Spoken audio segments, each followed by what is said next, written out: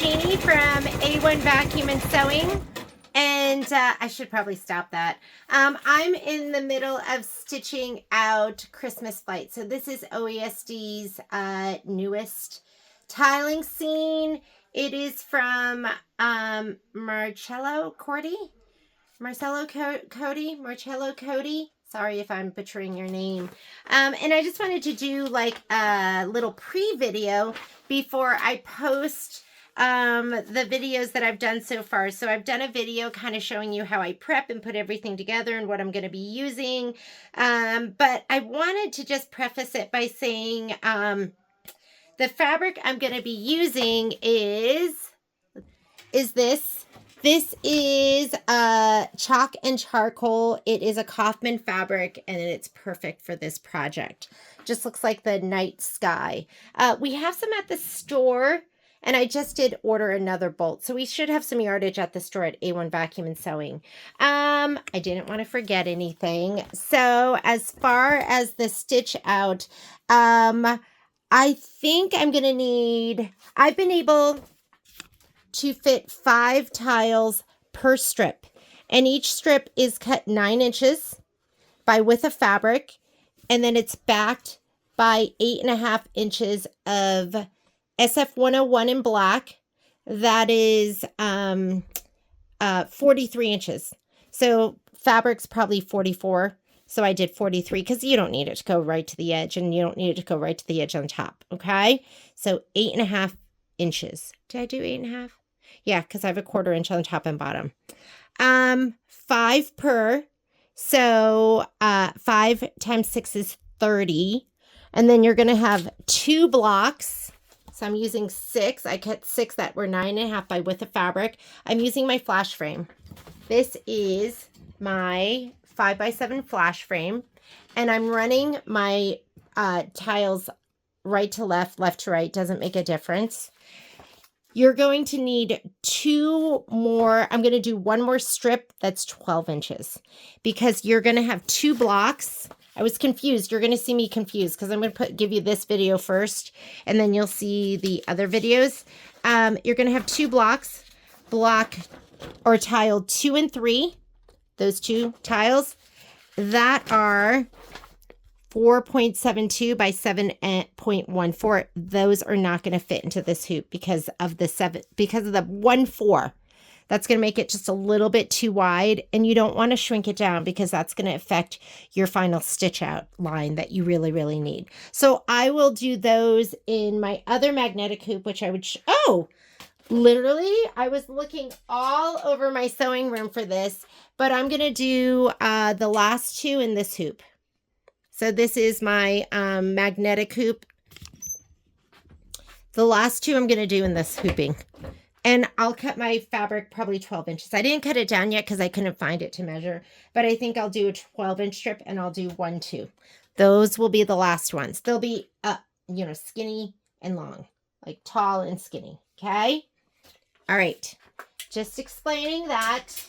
And then, so disregard the other part of my video that you're going to see where I didn't know any of this. When I do these videos, I'm doing them and stitching everything out for the first time. I also, in the video, you're going to see me be a little confused because when I went to stitch out,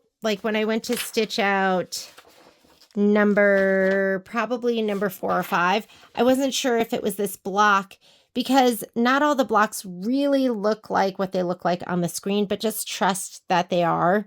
And on mine, it loads them kind of backwards. So the top one is 32 and the top's 32. The bottom one's going to be 1, and it goes that way. So I'm trying to think of anything else I want to mention to you.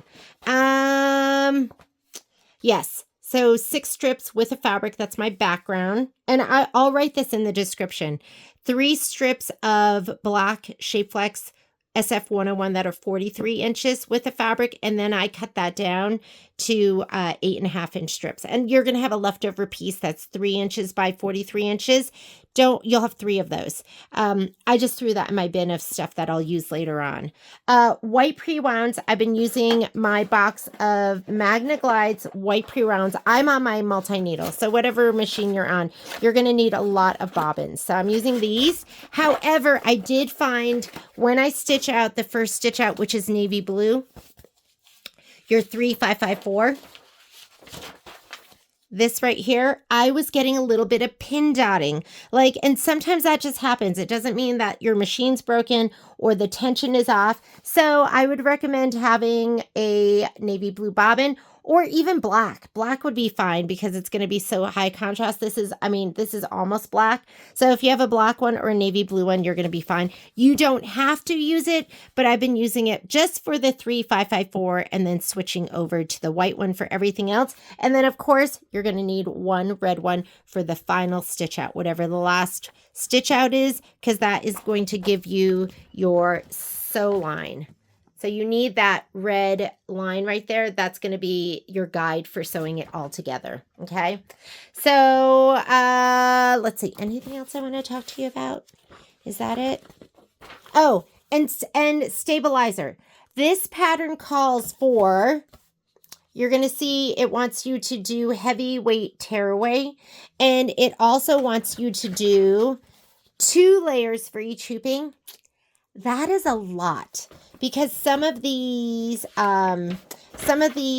stitch outs, like this one, is 2,000 stitches. That's it. So I've been using 1 layer. I did start out by folding over 2 layers of ultra clean and tear, and doing 2 layers of that because that's kind of like a medium weight tearaway. But I would just recommend 1 layer. So I've been using 1 layer for everything. Everything has been laying super flat, no puckering. It's been absolutely gorgeous.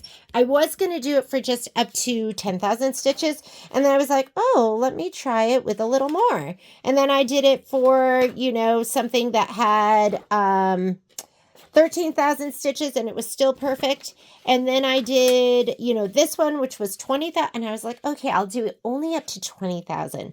And then I was like, okay, well, why don't I try it up to 25,000? So I did this one that was 26,000 and it was perfect. And now I'm stitching out this one with, look how cute the little reindeer butt is. Is that just, I mean, he's so adorable. It's going to be adorable. So I'm doing this one right here. And this one is 29,000 stitches. And guess what? I'm going to try it with this one. That's 37,000 stitches. I'm going to just go 1 layer. And if that works, I might go to 40,000 because when you sew it all together, the double layer of heavyweight makes it really difficult. Having 1 layer is going to make it so much easier. And I think that's it. So there you go. This is going to be the first video I do in this series. And just got back from that walk with Patrick. So, excuse me. That's going to be the first video, and all the information that I was kind of going over with you, I will put that in like the description. And happy stitching. I hope to finish this weekend and then have it ready to show you on Tuesday on the live feed. But this is going to be awesome. A labor of love. We do sell the designs, the digital download, the thread. If you already have some of the thread, then you can let me know which colors you need, and I will order those for you. And I think that's it. Have a great day and be creative and enjoy Christmas flight. Bye. Hey everyone, it's Jeannie from A1 Vacuum and Sewing, and I'm getting ready to stitch out OESD's Christmas flight tiling scene. If you know me, I do like almost every single tiling scene. I love them. I love stitching them. I don't love putting them together. So you're going to see I have a drawer full of stitched out. I actually have 2. I did finish the Thomas Kincaid, and then somehow I've lost 2 of the tiles, and I refuse to stitch them out again.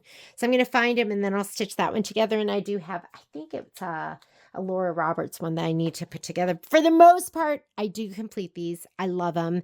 And I love this one because it's so sweet. And I love the Santa Claus and the little village at nighttime and the bright moon. So I'm super excited about this. And this is a project that I'll be doing on my 10 needle. People always ask me, can you do this on your regular single needle? Like, could I do this on my Avenir? Could I do this on the Luminaire? Could I do this on a 3700, or could I do this on a Stellaire? Absolutely. You can do these on any machine. They're stitch intensive, and they do just involve you changing a lot of thread colors. So that's why I usually do them on my 10 needle, because I can kind of set it up and go. And that's why I'm getting this going too, because I have other projects going. And I always feel bad when my 10 needle's not going, like I'm wasting time, because I can set it, let it do 40 minutes of stitching, and then come back to it. Okay, let's talk about your supplies. Number one, thread. These are all the thread colors. I'm always amazed at how many thread colors I still need to get. In this case, it wasn't that much. This was it. I had everything. And I checked, and then I checked again. So 5 colors, which isn't bad. What I like to do is I like to start out by, Alice gave me these wonderful stickers that I love. Do you like this? Looks like a piece of Momo hair all the way through. And these are great to put on the tops. And then the other thing I do is I will write the number in several different spots around the top. And that way when it's on my thread stand, I can, without having to grab it and get my glasses out and look, I can just kind of see the number. And I write it at least 2, if not 3 times, so that no matter which way I put it on, I can see the number. So that's the first thing I'm going to do. I'm going to go ahead, and you don't have to rip that little perforated line down. You can just kind of lift them off. I know, right? Isn't that great? So this one is 1355. So I usually write it 1355 at about 6 o'clock. Then I turn it and I do it right here. Okay, Dogs and Patrick are going to come flying through the door in just a second. 55.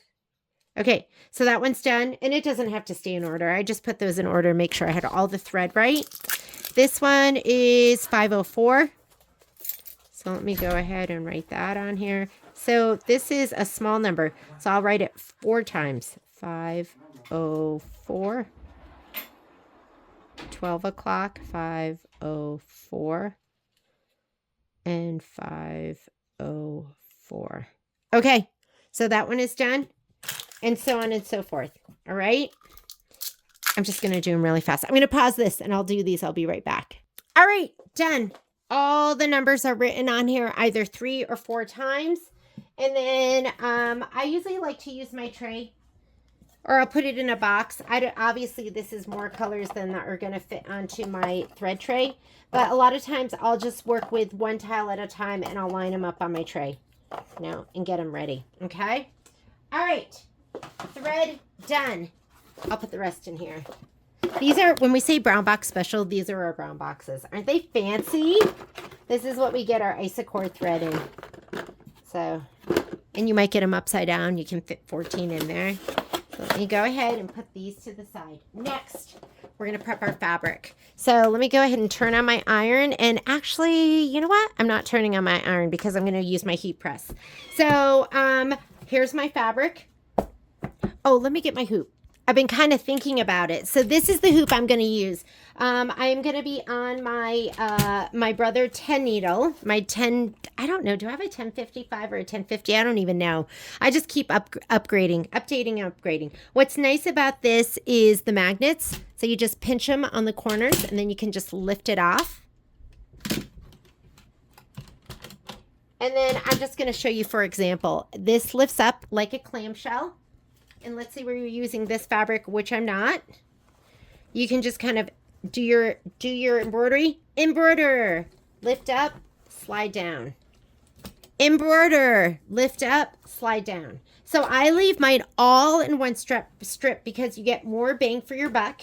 Like you can just continue to rehoop and hoop and rehoop, and you're not going to waste as much fabric when you do that. And are you getting glare from that? As far as your fabric size, I usually cut, I think, 9 inches. Let me measure. So, I mean, it really just needs to go from here to here. You don't have to have a whole lot overhanging like you normally would. So, I'm going to go ahead and first of all, I'm going to measure from the correct end. And I'm going to do 9 inches. So, I'm going to cut my fabric in 9-inch strips. Normally, if I run my hoop up and down, I cut 12-inch strips. If I run it left to right, I'm going to cut 9-inch strips. So I'm going to cut some 9-inch strips, and then we're going to put Shapeflex on the back of that. So here is, whoops, here's the fabric I'm using. Is this gorgeous? This is called Chalk and Charcoal Midnight. We have some at the store. You're probably, I'd say maybe about 10 yards, but I just ordered some more, so we should get restocked. Not positive exactly when, but we should be getting restocked on that as well. But any navy blue, I just love this one because there's so much texture and depth to it, and it looks like nighttime. And I've used this before. I might have done Starry Night Santa, the Donna Gelsinger one. I might have done it with this. So I'm going to get a cutting mat. And it does not have to be perfect. We're not piecing this. So I'm just going to fold it and cut it. And I just grabbed a yard to start with. But I think, I mean, for me, usually I can do 6 per strip. So 6 per strip, and each one's 9. So this is 4. So I'm going to be able to get 24, and they're 32. So I can do it with like a yard and a half. But to be on the safe side, I would get at least 2 yards, you know, get 2 yards, and you might be using this for the binding. I don't know. I don't know if I'm going to use it for the binding. So let me get my big old ruler. We're going to use this one. Oh my goodness. If you could see my room, you would, you'd be stressed out. I'm stressed out in my room right now. Okay, let's see. I love this ruler. I say when you're measuring to your ruler, I mean, if it's a small enough cut, measure to your ruler. If it's a big cut, measure to your mat. So I'm just measuring to my ruler right now. I know I should be cutting this on my Martelli cutting table, but guess what? It's covered with stuff. There we go. 9 inches. Let's just try that really quickly, because maybe I want 9.5 inches.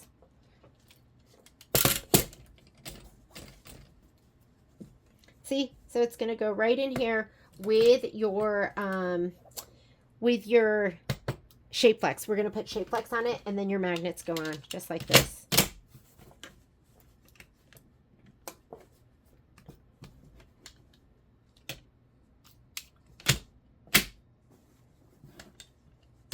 Just like that.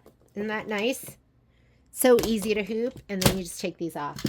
So I think we're good with the 9 inches. So I'm gonna cut. Let's cut 3 of them down, or let's cut 4, and then we'll put our SF101 on the back.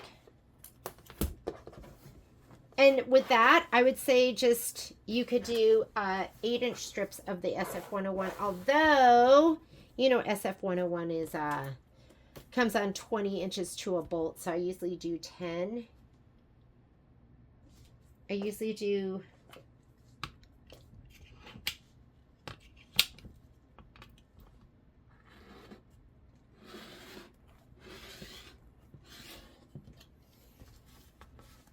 you get it? I felt like there was a little bit of a dull spot in there. Okay, here we go. We're just going to cut it all down.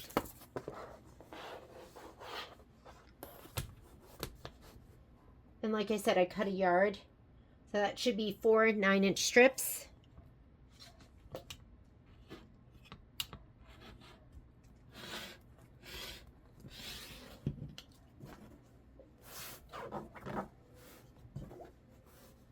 Not like the best cutting area for me right now, but I wanted to do it right here where I could do some filming. Okay, next thing we do, we're going to put some SF101 on the back. You always want to stabilize your background pieces. Oh, and you know, I was going to try something different. I've had a lot of people say, can you just use batting and can you use muslin instead of all the like hard stuff? And I've never tried it. I've always, you know, I'm always too much in a hurry. So I'm always like, I don't know. You could do that, but I don't have time to try it. So I always do what works. And what they're calling for stabilizer is going to be heavyweight tearaway and fusible woven. So they're going to ask for, I think they want 2 rolls. So I think they're going to be 1 layer of background, 1 layer of fusible woven, 2 layers of heavyweight tearaway, which is a lot. So I'm just going to keep doing it that way. I know. You're like, really? Yeah, I know. I'm just going to keep doing it that way because I know it's going to be beautiful. The thing I might consider is maybe doing 2 layers of medium weight. Okay, fabric. With the fabric is about 44 to 45 inches. You don't have to go all the way to the edge, so maybe just do 43 inches. This is SF101 Shapeflex Black, made by Pellon, and it's fusible. And you should buy this stuff by the bolt. I don't use black a lot, but I do use the white, and I buy the white by the bolt. So we need this to be 21 and a half inches will be 43 inches, right? So 21 and a half. Hang on. I should put a bigger cutting table over here, but we're going to work with what we have right now. Is this even? Yeah, this is 24 inches. So we're going 21 and a half from the fold. I just folded it over. 20, that is 22. I'm going to just pull this back a little bit. 21 and a half almost.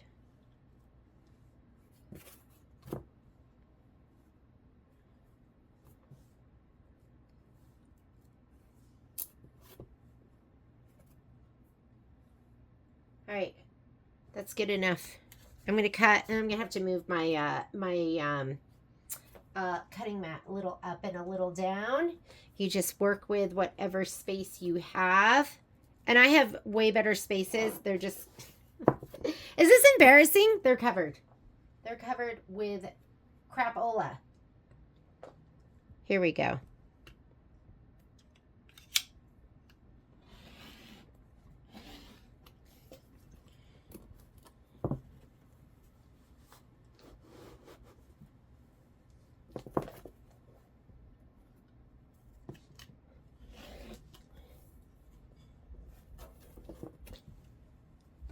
I'm going to pull my little itty bitty cutting mat down.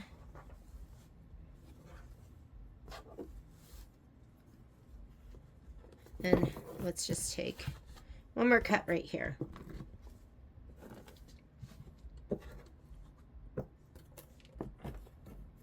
I know I took a sliver off. That is fine. There we go. We are good to go. I'm just going to stabilize one. So I'd have to do this 2 times. And again, you don't have to do the whole 9 inches. The reason you don't have to do the whole, or I'm sorry, yeah, the 9-inch width is because it's only going to be stitching like in the very center, right? But it's nice to have that stabilization on the side just to hold it. And whatever I have left over, I'll just use it for something else. So I'm just going to go 8.5 inches. We don't need the whole thing. So 8.5 inches. Whoop.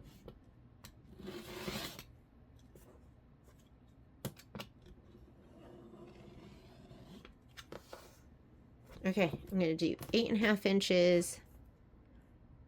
And then that other little strip, I'll use that on something else. There we go. Okay. Heat press time. Let me get the heat press out.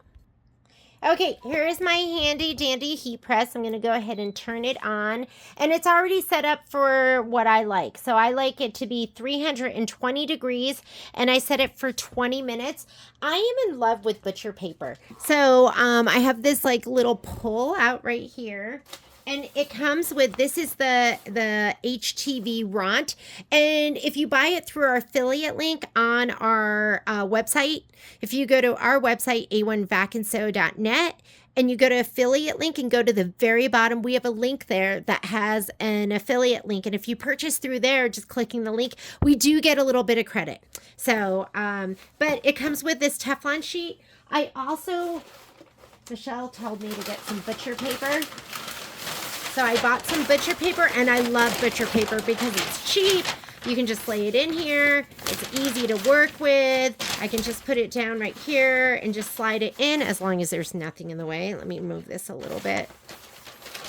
Or, you know, sometimes I just use it right on here and I just put it down. So what's so nice about this, and it's still heating up, is I can take my piece of, do you guys see the Celeste right over here? I'm going to do a demo video, so I brought that home. But I'm like, I can't not have my multi-needle going.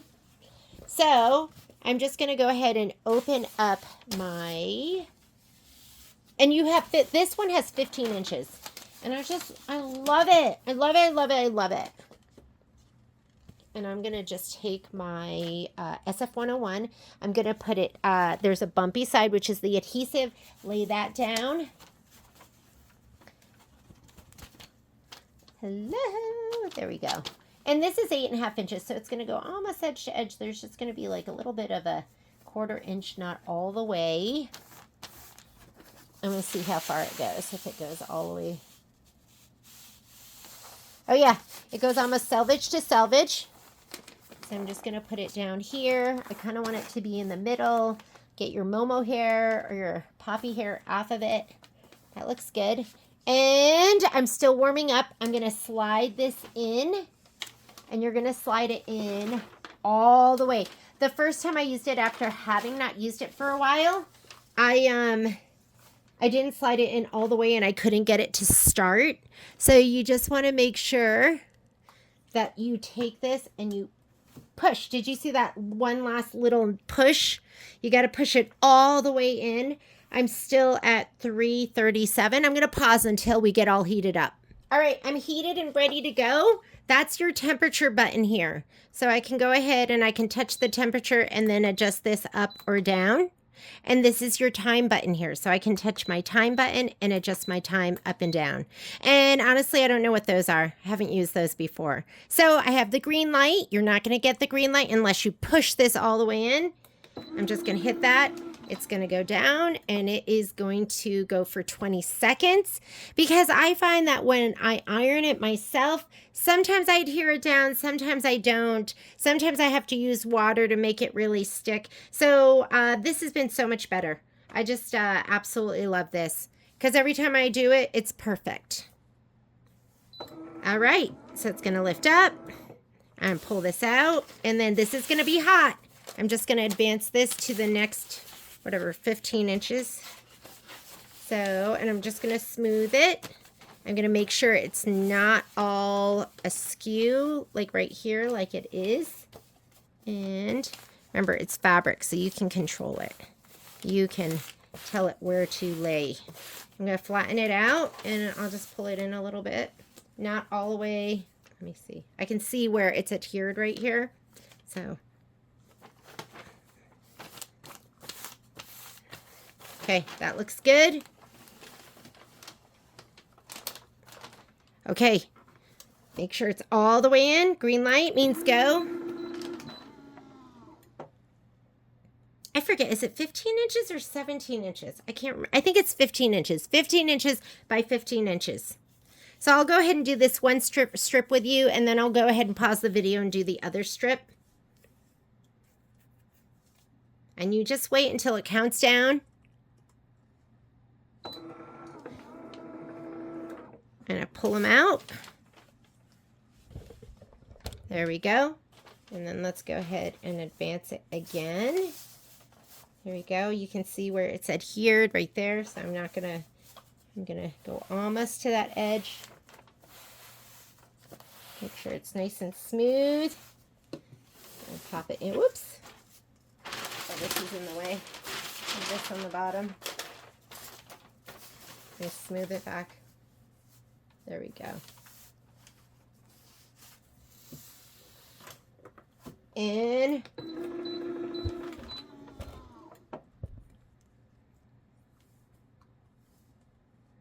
And sometimes the butcher paper kind of gets in the way. But if you're dealing with some kind of adhesive that you feel like might get onto your iron or get onto your little pull-out ironing board, then you might want to use the butcher paper. This, I don't really need it. What am I doing? Because it's not like the Shapeflex is going edge to edge. But it's always easier to just throw away a piece of butcher paper than it is to clean everything up. So I'm going to put this on here. Let's pull it out, smooth it out. Push it all the way in, and then that piece is done. Okay? I'll put this back down here. I love this little rolly cart. I keep it underneath my Martelli table.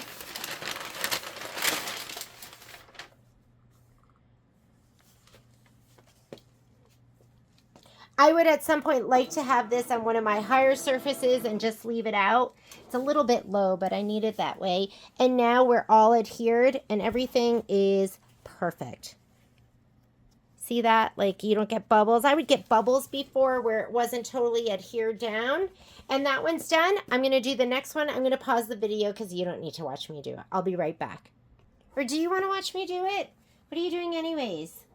Right? You can do this while I do it. Like, we can keep each other company. So much fun sewing with my friends. All right. Okay.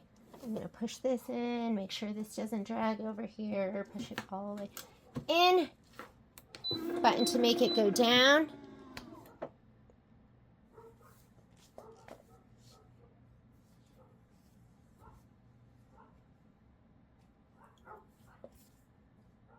Because I would spend at least 20 seconds like ironing Shapeflex down onto a section like that. And I think the instructions say only like 12 to 15 seconds. But I'm a more is more type of person. Okay, so I'm going to advance that over. I'm going to smooth this down. It's right here. I can tell where it's adhered. So I'm going to go near the edge, but not all the way to the edge because I don't want to miss any spots. Michelle also told me that sometimes she'll put a wool mat underneath it just to like kind of push it up and even like apply more pressure. So you could do that as well.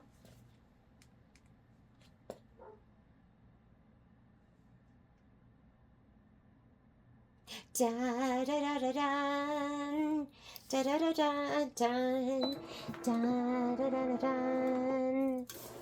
Oh my God. The second time I ever used this, I like struggled so badly because I couldn't get it to go on, and it's because I wasn't pushing the tray in all the way. And I was recording and I was like, look how easy it is, and then it wouldn't work. So now I know. Now I know. You want to push that tray in all the way.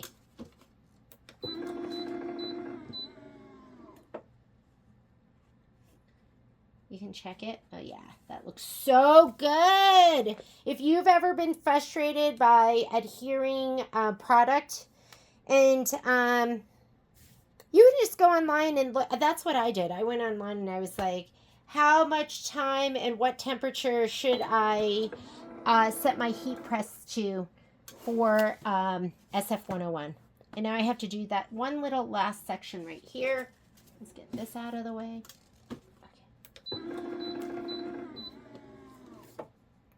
Okay, I'm only going to do these two. I will do the rest later. And then we're going to go over to our machine and we'll stitch.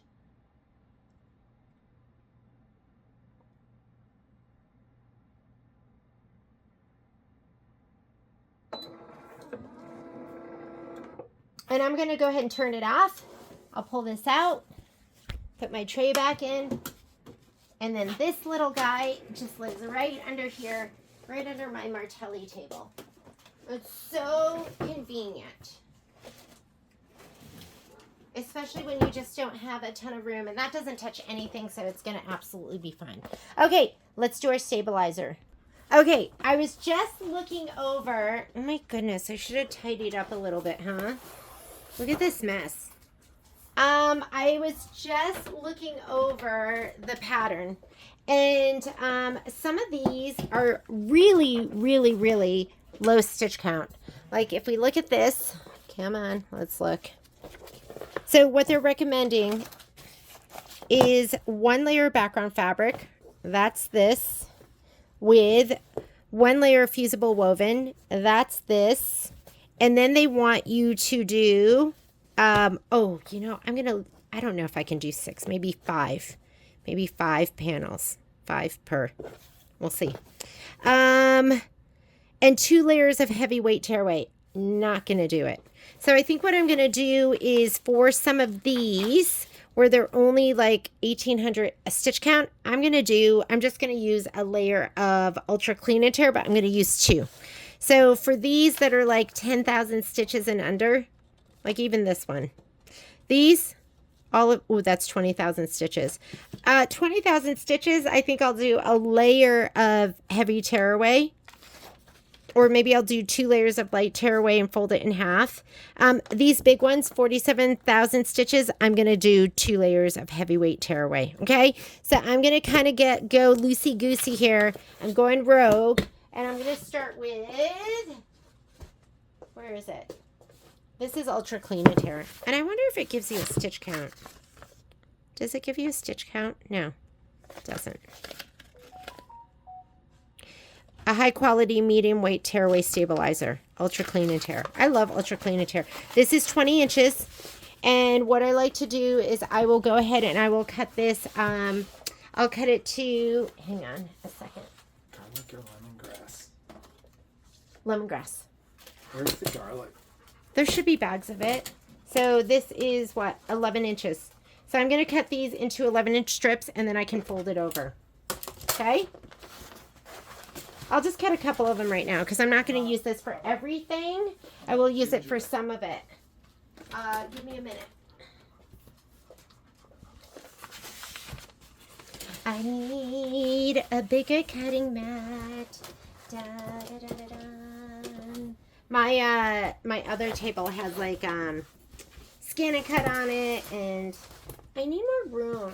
Do you think I can convince Patrick to like give me a bigger sewing room? You guys understand this isn't a lot of space, especially when you are a starter and not a finisher, so you're working on 8 projects at once. 11 inches should be good, and this is 20 inches, so we're going to fold it in half. Okay, cut to your ruler when you can.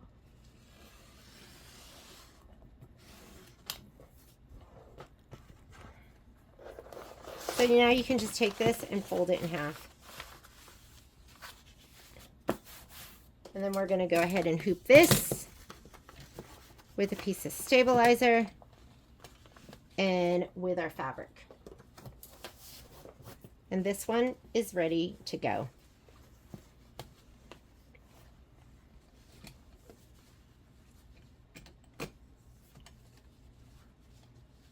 Da, da, da, da, da, da, da, da, da, da, da, da, da.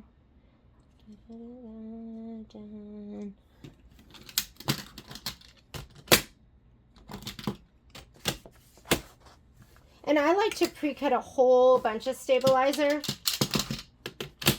And I think what I'll do is these first ones, like I said, they are such a light stitch count. You just don't, that's just kind of overkill. So you don't need that much stabilizer. So I think I'll just go through here.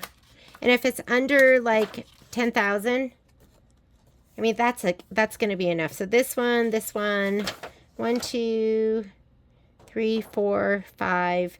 So those first 5, I'm just going to use 2 pieces of, I'm going to use my Ultra Clean and Tear. I think I cut it 11 inches and I'm just going to fold it in half. So I'm going to cut 4 more of those because I'll prep and burst. This one's ready for my first stitch out,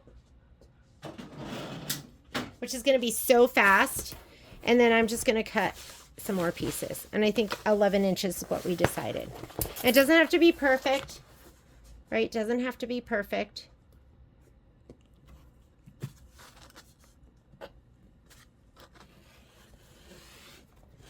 And when I'm cutting like a whole bunch of them, I will cut, I fold, and then I stick it under the edge of my table like this.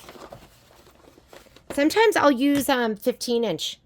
I'll just take 15-inch, fold it in half. That's 7.5 inches. That's like plenty too for my, well, it's not plenty, but it's enough for me. But we might as well just use this. And what did we say we were doing? We're doing 5 of them. 5 of these. That's 3.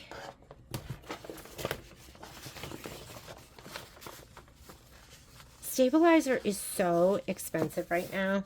I feel like stabilizer used to be cheap. It is not cheap anymore. So, you know, if there's any way I can save stabilizer, not use as much, I try to do that. And the heftier it is, the more of a specialty, like the stick tearaway, those are the most expensive. So, do you like the way I like my blade open? Did that just give you all anxiety? Yeah, I like to live on the edge a little bit when I'm doing embroidery. Be a little wild and crazy. Taking risks. I know, those stupid risks, right? I should just close it. Okay, this last one I'm going to cut because then I'm going to evaluate. I might do like a layer of heavy tearaway for some of them. Maybe I'll do a combination of ultra clean and tear. There's like a lot of these tiles that are not dense at all. Okay.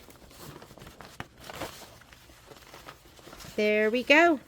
And like I said, I could have used the 15-inch too, because that would give me 7.5 inches. Because this from top to bottom is, yeah, 7.5 would give you right here. So it would go, yeah, a lot of times I'll take 15-inch and I'll cut that and I'll just fold it in half and use that. But we'll be good and we'll do it this way. All right, we're ready. Let's go to the machine. Okay, so I was noodling around in here because I couldn't remember how many stitches were on my machine. And this is really important as far as maintenance goes. You want to change your needles I do them every 80 to 100 hours. Michelle does a spa day and she just does them once a month. And then your needle bars, you want to oil them every 40 to 50 hours. So I just kind of keep track. And I'm right now, the last time I did it was at 322 hours. I go by hours. And I'm only at 330 hours. So I'm going to keep going. And then once I'm at, what, let's say 40 plus 3. So probably around 360, 365, 370, that's when I'm going to go ahead and I'm going to do a little maintenance, which means I'm going to oil my needle bars and I'm going to change my needles out. Or actually, I don't have to change my needles then. I can just do my needle bars. I am going to oil this. This is my tubular table. I recommend you get this. This is like one of the best accessories. So if your hoop is hanging over, you can just extend this out and it supports it. And it also makes it so the hoops don't kind of hit the free arm.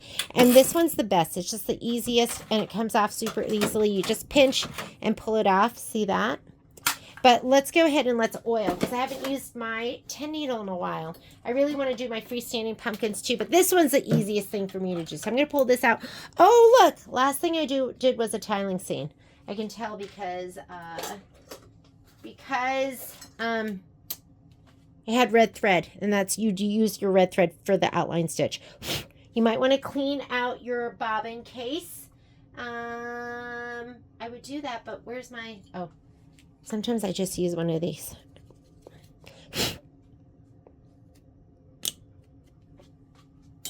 I have so many different cleaning brushes. I'm going to pop that in. These are the Magnaglides. The magnetic side is the gray side, and that faces in. Pull it here and into this area. And then we're going to oil our hook. So I'm going to come in here and say, okay, to get out of there. Go to this button right here, which is where you go forward and backward, or where you do your threading and your oiling and bringing your hoop forward. I'm going to hit it to oil. When I hit that button, watch, it's going to put my hook in the right place for me to oil. So now I'm going to go ahead and oil it. You should get this too. This is Zoom spout oil. It's just clear sewing oil, but I like it because it has this long flexible nozzle and you can kind of put it wherever you want to put it, and always leave the red cap on. So I'm going to just put this right in here, and I'm going to just watch one drop of oil come up. And if you do too much oil, that's okay. You can just use a paper towel and clean it off. There we go. Put your red cap on. Just one drop every time you go to use it. Pop in your bobbin case. This should be at 12 o'clock. Just ignore this guy. He's called the picker. I just pretend he's not even there. Push it in. You should hear an audible click. Sometimes I don't even shut this door, but I'm just going to shut it. Don't worry about that thread. Okay, and now we're going to go ahead and we are going to thread our machine. So I'm going to say okay to this. Oh, guess what I didn't do? I didn't even send my design over yet. So I'm going to do that via design database transfer. I'll be right back. I'm going to show you how to do that too. Okay, I am ready to do my design database transfer. Let me go ahead and get my computer up and running. And I went ahead, and you cannot, from design database transfer, you can't get into a zipped folder. So I unzipped, which just means double clicking, and I pulled out all my PES files. Okay.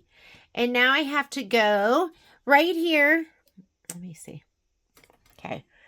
This is my design database transfer, and I have it pinned down here to, I don't know, is that my taskbar? What is that?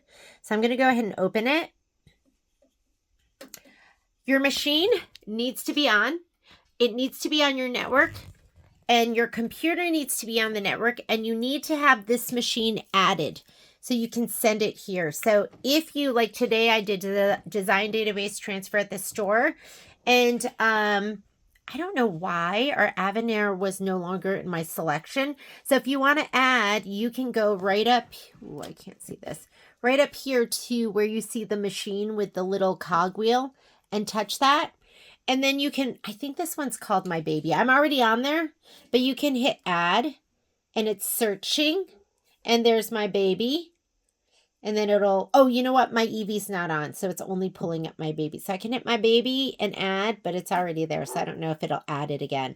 So I'm just going to cancel out of here. So make sure that you have that selected. And then when I go in here, I can select My Baby, My Eevee, which isn't on, so that's why it didn't come up. And Sewing Machine 248 is the Avenir at the store. So I have My Baby right here. So you want to make sure you select the right machine. I'm going to come up here to, I was doing Comfort and Joy. Let's come back up here. I'm going to close these. You're going to hit either the pluses or the minuses. Let me get this dog hair off of here so it doesn't confuse you. And I am going to go to OESD. I have OESD 2000. Let me close that too. OESD 2025. Hit the plus on the side. And now I'm looking for my September folder, which is right here. I'm going to click that plus. And I only have two things in my September folder. I have Christmas Flight, so I'm going to hit my plus. And there's my zip folder. I don't want that. I'm just going to click over here, and it should bring up all my designs in there. There we go. I wonder if I have a select all button. So I'm going to go ahead and touch this. Let me see if I can go to the very last one, which is number 32, and hit my shift. Yeah, it's selected all. So I'm going to show you how I did that again. I'm going to touch the very last one, and then I want to go to the very first one, or vice versa. Here's 01. On your keyboard, you have to hold the shift button, and while you're holding the shift button, you're going to touch this one, and it selects them all. Or you can cherry pick, which means hold the control and then touch each one, but that's going to take too long. I have to bring it down because I could have just chosen the top row and hit my arrow to bring it down, but I'm doing all of them. And then finally you hit the send to machine button. No more USB. I don't use USBs at all anymore. And like, that's great because your USB doesn't go bad and you don't lose your USB and everything's right here. Do not save your designs in one place. Save them in multiple places. So I save them in my card. I'm sorry, on my, in OneDrive. So I save them in the cloud. And then I also save them in a hard drive. So that's done. I'm going to say, okay, I am done with my computer. Let's pull that to the side. and we're going to get our first design, and I'm going to pull my threads, and then we'll thread up.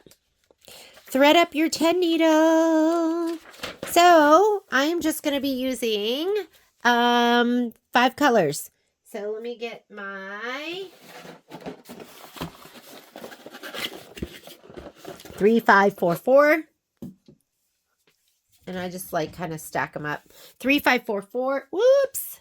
Can you see? Hang on. Hang on a second. Let me fix this. There we go. Okay. 3, 5, 4, 4. 3, 7, 6, 1. 0010. I have a king cone. Here we go. 3, 8, 5, 3. And black, which I'm not going to use black. I'll probably use 3, 5, 5. So for the final stitch out, they'll give you a color, and I always use what matches my fabric the most, which I think will be the 3, 5, 5, 4, which is a navy blue. You do not have to use the recommended color that's here, and that's when we're going to put in our black bobbin. So let me show you how to put the driver on. And I don't know if you're going to be able to see it really well, but here. So this hoop I have it hooked up to the driver right now. And the driver is the part that stays on the machine, this black part. So let me see if I can get this off. There. There we go. So I'm going to take this part and I'm going to screw this onto the machine. This is, I always tell people, get your nub. There's like, here's one nub and you can't see the other one. And I can't really change my camera angle. That is one nub. Oh, I guess I could do that nub. So, but if you put your other nub in here, everything else will fall into place. So I'm just going to put it back here, and you can't see this, but my nub's in, and that nub is going to go into the second spot, and we're going to screw it down. So I'm going to go ahead and screw this down. I just finger tighten them. Oh, this thumb. And I'm going to do this one, and sorry you can't see it. But don't worry about it. Okay, my thread is in. I'm oiled. And then I'm going to thread the top of the machine. Okay. I'm going to go ahead and slide this on. So you kind of have to bring it back here. Okay. All right. And I'm going to, you push it out, and I find with this hoop, I have to kind of wiggle it side to side. Okay? You don't want to push it so hard that you move this. So I just kind of give it a little wiggle and twist and then get it on, and you'll hear it click into place. Okay, thread. So I have my 5 colors. I'm going to just start with like right here and thread it from right to left. So I'm a thread breaker. I'm going to go ahead and unwind this. Make sure if you have these little bottoms that you snap it shut. If you don't, your thread's going to get caught in between that. Like if you leave it like this, it will get caught here. So snap it shut. And I'm going to take this, break it long. Do not break it short. If you break it short, you're going to be struggling to tie off. So, and I'm going to take this, take both my ends, tie it in a knot,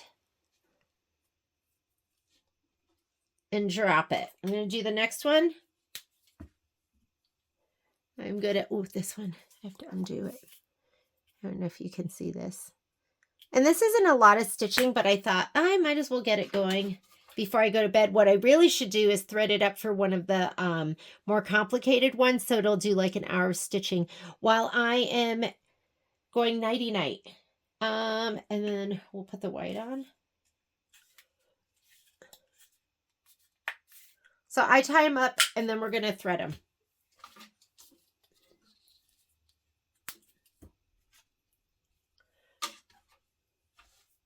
You know, I have this like amazing large sewing room, but I need more space. There we go. And then this one. Because I'm going to repeat color number 1 as color number 5. There's only 5 colors in this one, but there's going to be some that are going to have a lot more. Okay, here we go. All right, now we're ready to, let's go ahead and program. All right. So let me touch my screen, and I'm going to use this button down here, and I'm going to do number 1, which we're already set to do.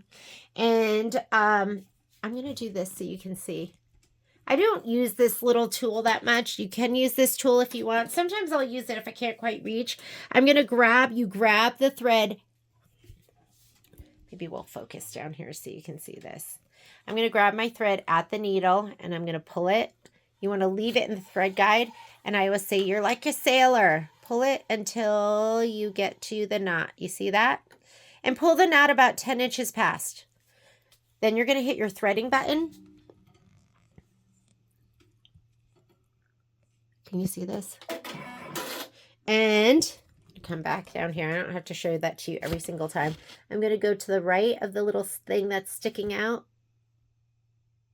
Okay, I'm going to go from the right to the left. Goes up there, up and around, pull down, and then hit your threading button. That's it. It's threaded. It's that easy. It is that easy. Once you thread it for the first time, it's so easy.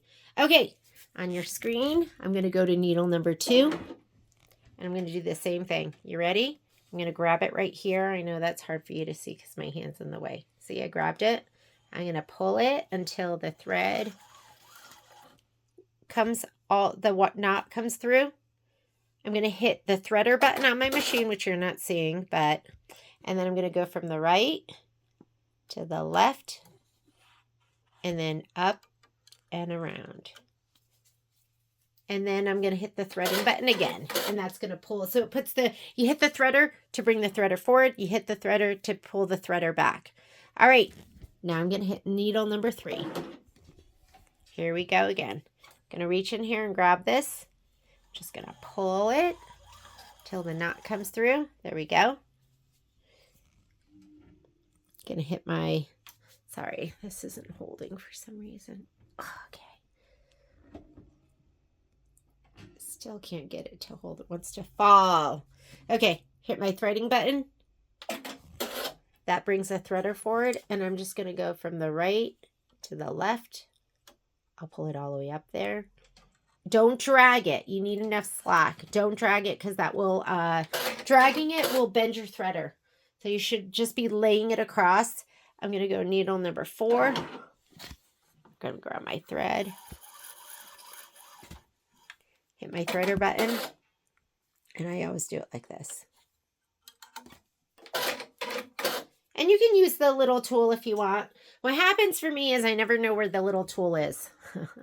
I carry it around my room. Next thing I know, I've lost it. So I'm done threading. I'm going to go ahead and say, okay, I'm going to retrieve my design, and I did it via design database transfer. So I'm going to touch this button, did it wirelessly, and the first design is probably going to be down here. Let me get it. Oh my God, they're going to be so cute. I can't wait. I think it's this one. Here's I should get rid of these. Why don't I get rid of these? So let me show you how to do, oh my goodness. I'm going to get rid of all of that. So to do that, you're going to hit this button if you want to delete something. That's going to bring up these options to select all, select none. And then I am going to just drag this down here, and let's get rid of these. So I'm going to just select the ones I want to get rid of. You don't want to bog your machine down, you know, by having too much information here. I'm going to get rid of all of these. I'm going to hit delete. Are you want to delete those? Yes, I do. Let me see if I still have stuff I don't want in here.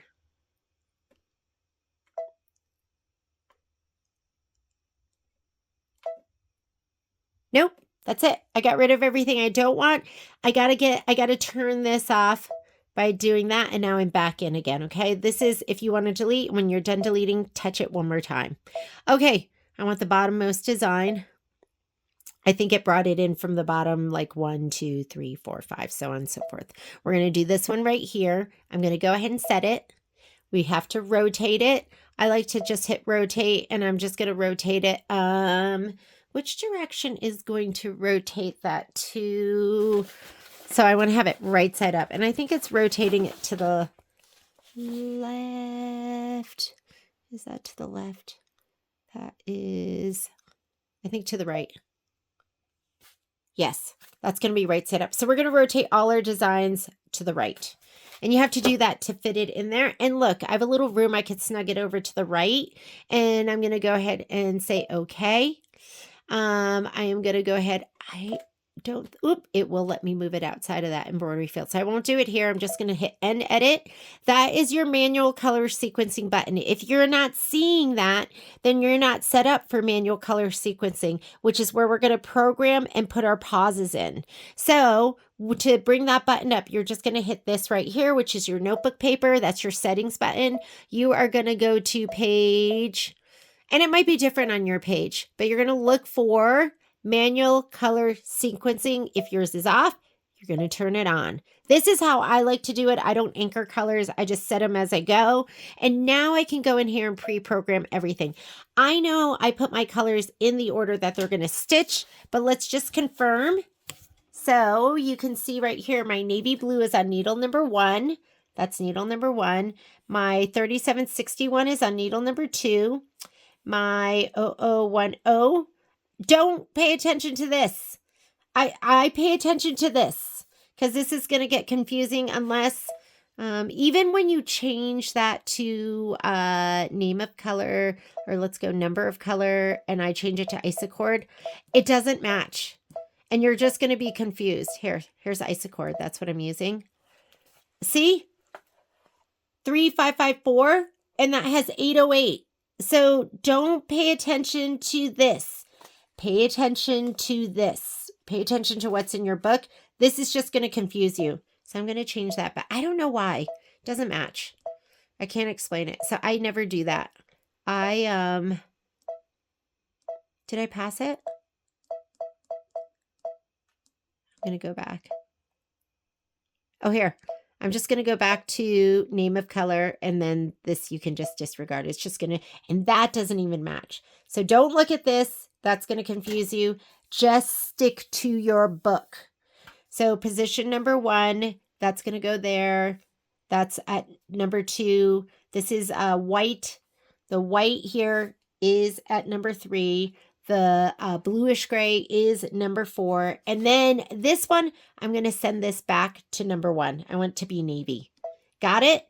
Last thing we need to do is put a pause in here because we have to put a red bobbin in. It will pause before it stitches this. So if I put the hand here, it would pause before it stitched step 3. That's it. That's it. We'll keep doing, I'll program each one of them so you'll feel comfortable programming. I'm going to take this.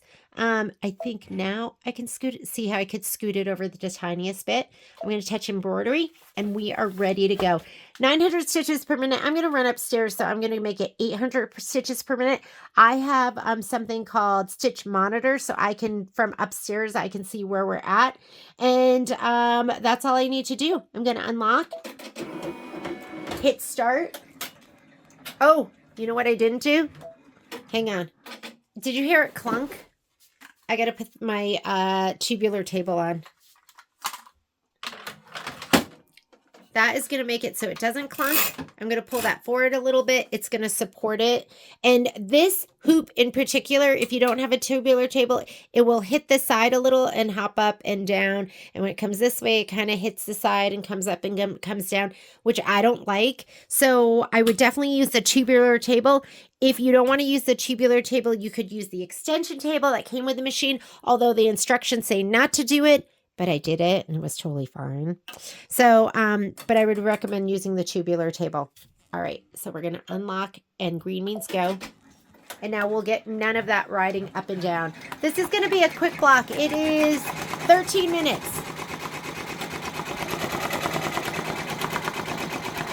Isn't it beautiful? You don't even see that.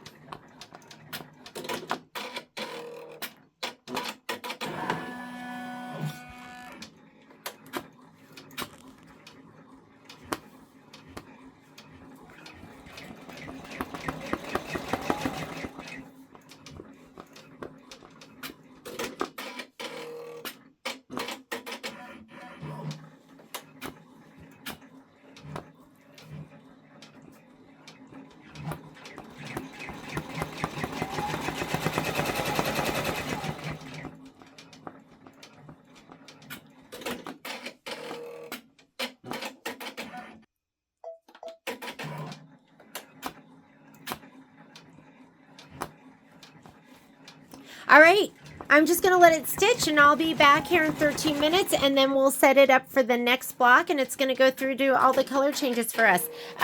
We'll come back when it stops and we'll change it out to the red bobbin. I'll see you in a little bit. Okay, while it's doing that, we can get ready with the next, I better put this under here so I don't lose it. Our next grouping of colors, this is going to be a repeat, 3743. That's a new one. 3953. 38. 3853 is already on there. 3971. 3971. Where's my 3971? Oh, here we go. 3971, 4071. That's an oldie but goodie. 3761 is already on there, and 10 is already on there, and we're going to be using, we'll repeat the 3554 for that one. So we're going to have to rehoop. Let's move this out of the way. We'll rehoop, and this is also less than 10,000 stitches. I'm going to just do ultra clean and tear again.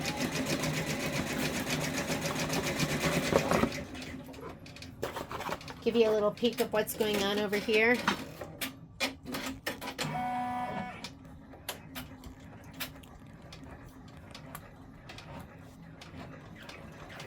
Looks like we have 5 more minutes. Okay, I'll be right back. I have my ultra clean and tear, so I'll be ready to hoop as soon as this one's done. Okay, done.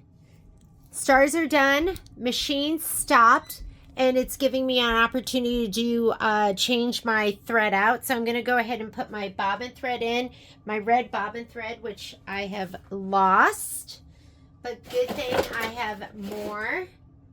Where is it? Do I have more? Hang on a second. Oh my goodness. Okay, once again, it is a mess. You need L bobbins. Don't forget, this is L bobbins. And yes, I use plastic bobbins. I use paper-sided bobbins. I use whatever works in my machine. When they used to sell these, they used to sell them with Coates & Clark paper-sided bobbins. Now they come with the Magnaglides. So again, you want your thread to feed over on the right-hand side. And I know I'm giving you a lot of information, but some of you are brand new and you are scared to use your multi-needle. So I want you to not be scared. I will take care of you. Okay, we're ready. You're going to unlock and you're going to hit stitch, start, and it's going to do an outline stitch. And I programmed it to go to number 1, which is not black thread. Again, you do not have to use black thread. It's just the navy blue. And you want a color that's going to match your background fabric, because when you go to put it all together, like if I had done that with red thread and I don't encase the red thread in my seam, it's going to show. So pick a color that's going to kind of blend in. And guess what? We are done with block number 1. Wasn't that fast and easy? Especially since you didn't watch the whole thing. Okay, I'm going to take these. I'm going to leave the color. Oh, there goes my red bobbin. I'm going to take these and put them on my like 10, 9, 8, and 7. So I already took the thread off there. I just have to tie these on. And I don't care what order I put them in, because I am just going to magic wand and send, or actually we're going to do manual color sequencing, so I'm going to program it then. Even when I like do a block that has maybe, like let's say I have something that has 20 colors, I usually will program the first 10 and then I'll put a pause in, and then I might not program the rest. I might program on the fly from the embroidery page. I don't know if that makes sense to you. If you're new, it might not make sense to you, but because sometimes I don't want to think about it and plan ahead. So I'll just plan as I go. But you're going to, the most important thing that you do in your color sequencing and your manual color sequencing page is set up your pauses, because you can't set up future pauses in, your, whatchamacallit, on the screen from which you stitch out, like the layout screen or whatever you want to call it. Okay, we're finished with that one. We're going to say okay. And let's go ahead. We'll program the next one and then I'll rehoop. So I'm going to go home to clear my screen.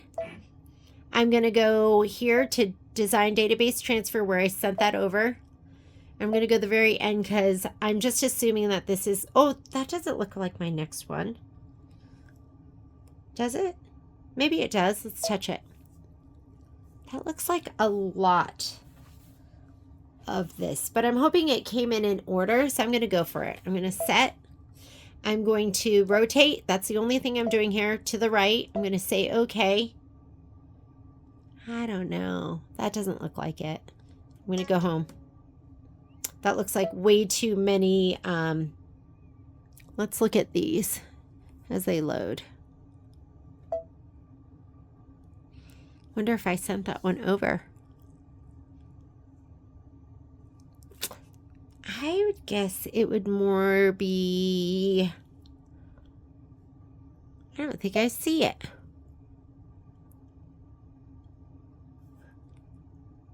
All right. Was that the one I want? That was what we just stitched was definitely one. I'm going to grab my computer. Hang on.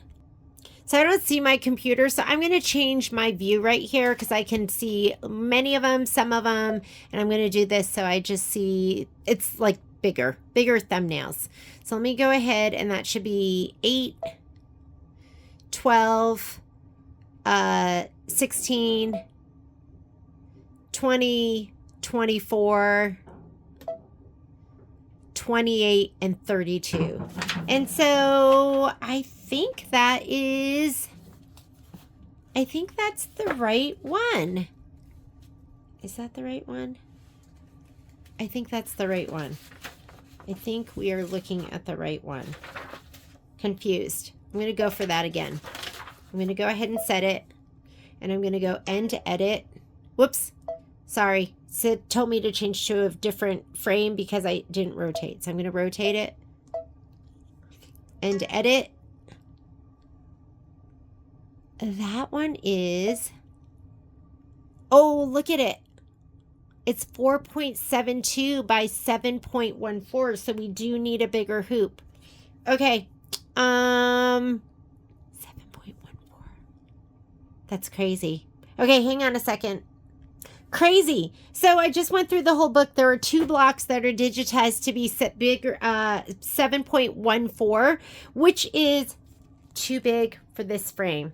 And I'm not going to size it down smaller because that might make sewing it together not come together totally right. I don't know why they have 2 designs that are going to be bigger like that. But what I'm going to do is I'm going to prep one more piece of fabric, and I'm going to prep it to fit into, my big frame, this one. And that way, here we go. I'm going to prep it to fit into this one. And I'll do one row where I put my designs going this way, like 5 by 7 this way. But I need it to be a little bit bigger. And I do like using this hoop as well. So, you know what I'm going to do? I will do that one later. I'm not going to do that block just now because I'm already getting ready to do one that fits into my 5 by 7. So let's look at our next block, right? So this one is 7.14 right here. Do you see that? So too big for my 5 by 7. It has to fit within that frame.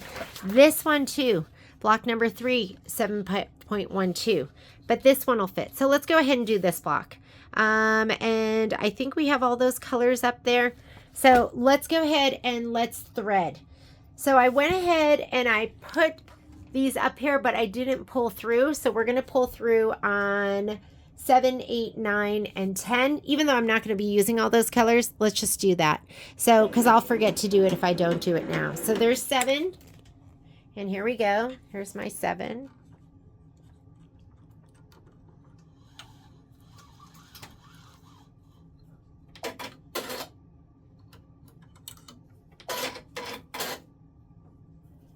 8. Whoop. Not what I was planning, but this is how we work on the fly. Real life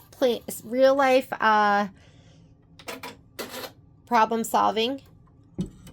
Trying to figure out what that was all about. 9. So I'm on my screen. I'm touching the different hoops. From the right to the left, up and around. And number 10. Sometimes I pinch it with 2 fingers because sometimes the hoops I'm using make it hard for me to fit my hand under there.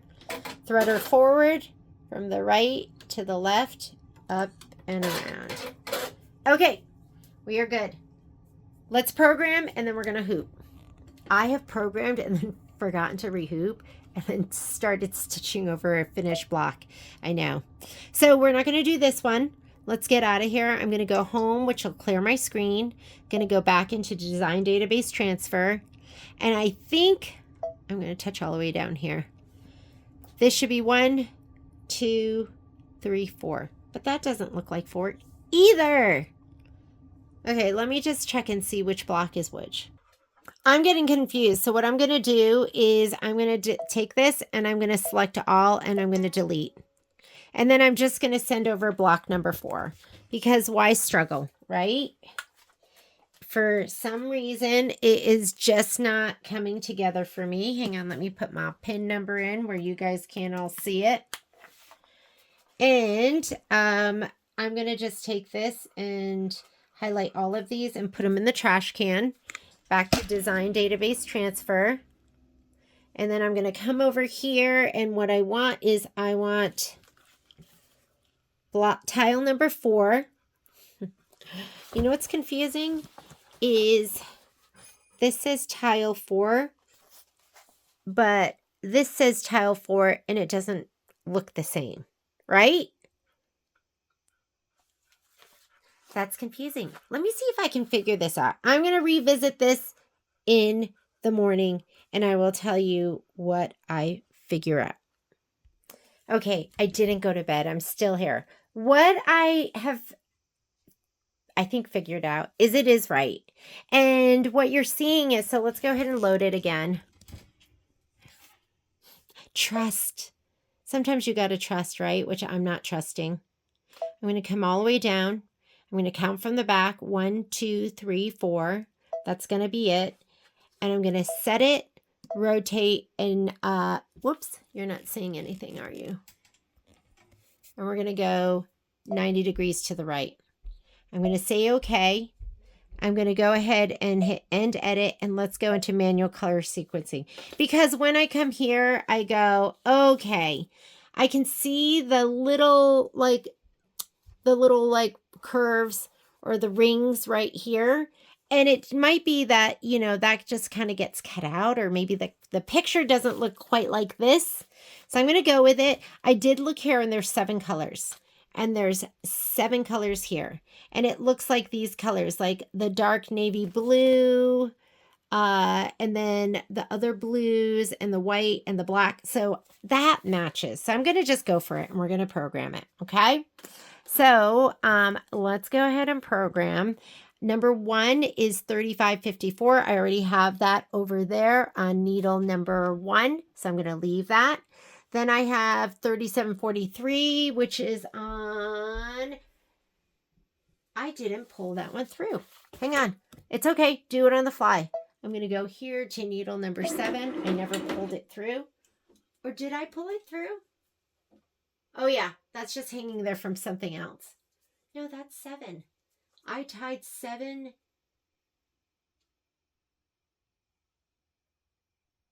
I don't know where this is coming from. That is needle number 6. Look, it's stuck to it. All right, no problem. We've got it. I'm going to get out of here.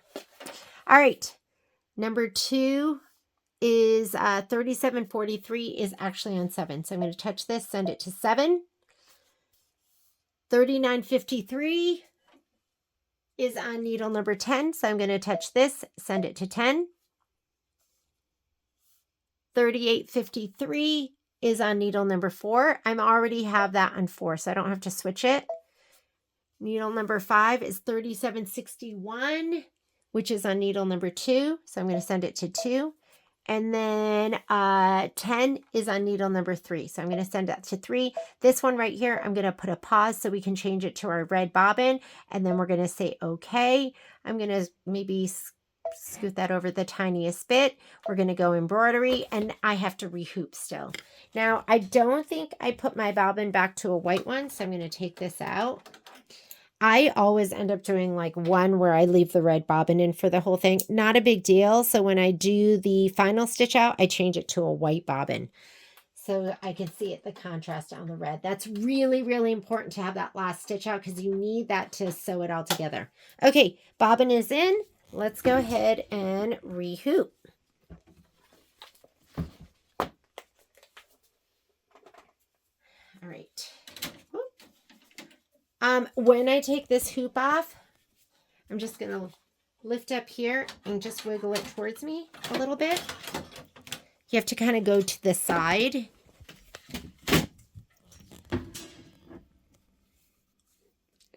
Here's my little trash can. I know it looks so fancy in here, doesn't it? This is my grip hooping mat from, it is from Dime. I'm going to get this out of the way because I don't want that to be in the way when I do my next hooping. You need to have at least an inch in between because you're going to cut your seam allowances to 1/2 inch. So that's really, really important. I'll put that in. And let's lay this down.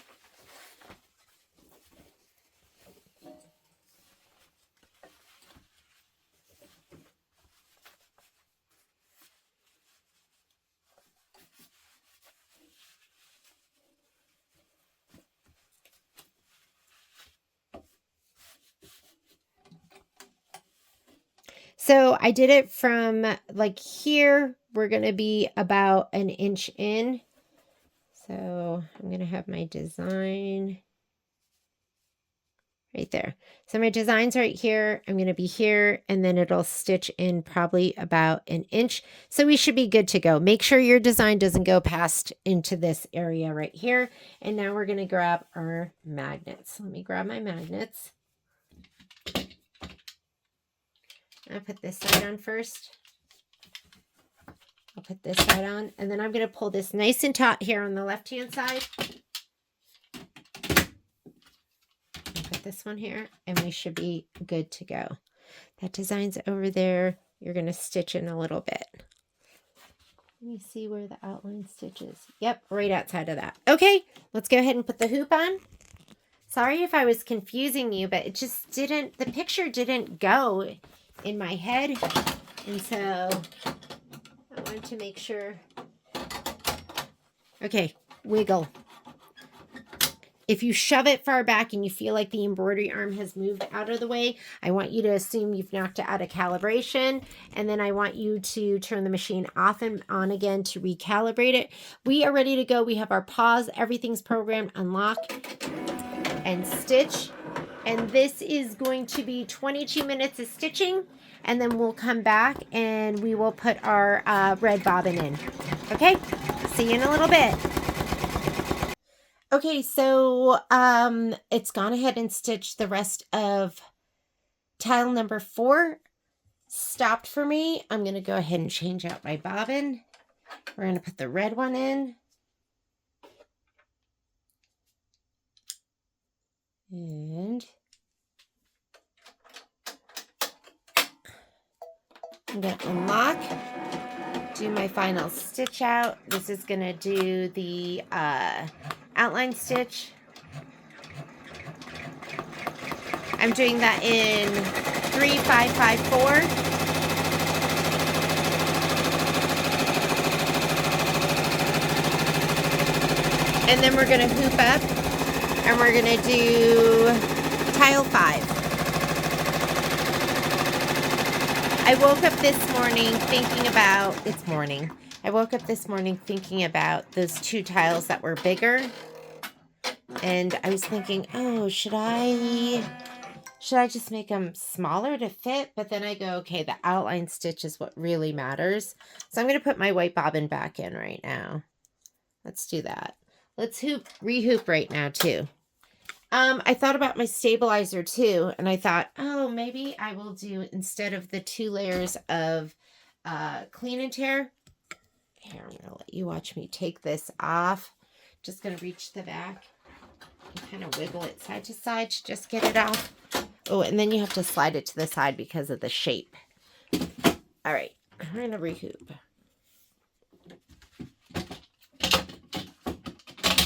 Let's make sure we have enough room too, and you need an inch in between. So I think I'm good. I think I'm just good. I might do a little bit, leave a little more room for the next one. I'm going to just tear off the side that is in between because I don't want that stabilizer there. I cut some stabilizer. I thought maybe this time I would do one layer of heavyweight tearaway, and I cut my pieces 9 by 11.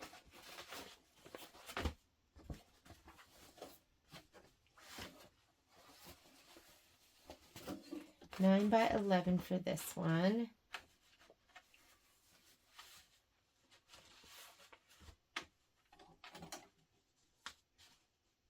I want that embroidery just outside of this area.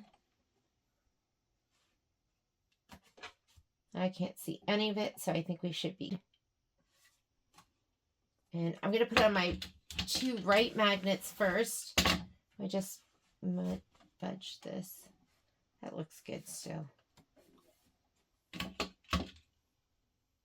I'm going to put this one on. I'm going to pull this side nice and taut. The left side. Make sure you pull that. You're just laying those down nice and easy. We are hooped up and ready to go. I'm going to have you watch me slide this on. In case you're struggling with this one, to the back first, underneath, so it swipes in. This can just kind of go down in between the arms if you want. All the way to the back, and you're going to wiggle it on. There we go. And I'm going to just go ahead and do this. There. And it's on. You can put this over the side or however you want it. All right, let's program. My colors, I think, are all up here already. So I'm going to be doing tile 5, and they should be in order. I'm going to go home to clear my screen. That's where my design database transfer is. The designs are loaded from the bottom up the way I put them in. So that's 4, 5. So we're going to do this one.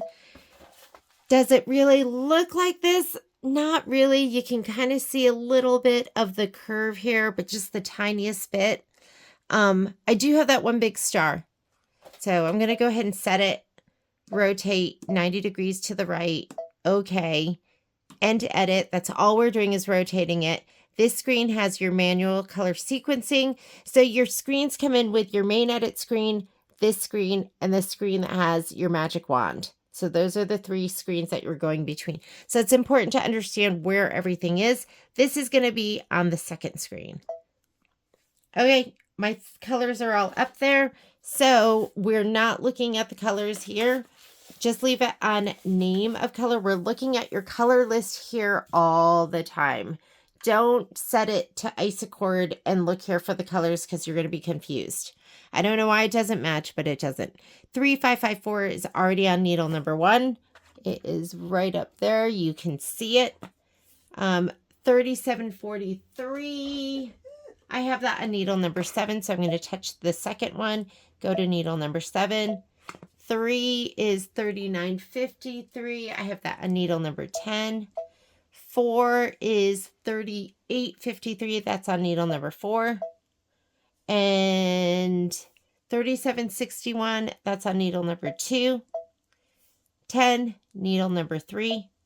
And the last outline stitch I'm doing with 3554, which is on needle number 1. Okay, last thing you have to do, the most important thing here, because you can magic wand all these in the other screen, but you can't set the future pause. That's my pause. I'm going to put that in. We're going to say, okay, I already put my white thread in. Oh, and if I go back, I could scoot it over, but we'll just leave it the way it is.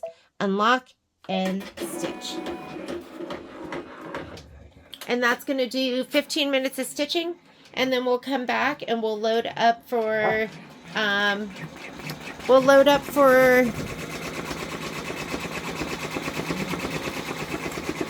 let's look at it.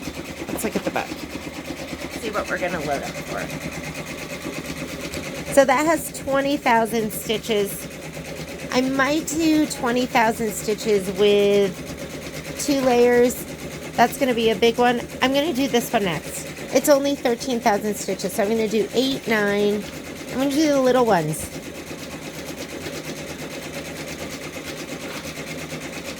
8, 9, we'll do 17. I think I'll do 20. So I'm doing the ones that are going to be 20,000 stitches or less. I'm going to do that with just 1 piece of stabilizer. I switched to the heavyweight. So I'm going to do 1 piece of heavyweight stabilizer. And then for all the ones that are heavier, we're going to switch to 2 pieces. So right now we are doing tile number 5. The other thing I like to do so I don't get confused is I like to just give it a check mark when I'm done with it. So we've done 1, 4, and 5. And the next tile I'm going to do after this is I'm going to do 8. I'll do 8 and 9. Ooh, those will be nice and quick. And even the other ones, sometimes when you do these, it's like 60,000 stitches. These aren't, this one, see this one, 63,000. This isn't that overwhelming. I mean, these, oh, they're 40,000, but not that many colors. We'll do these with 2 pieces of stabilizer. And maybe we'll do these after we do the really easy ones. We'll do these because the color list is so short.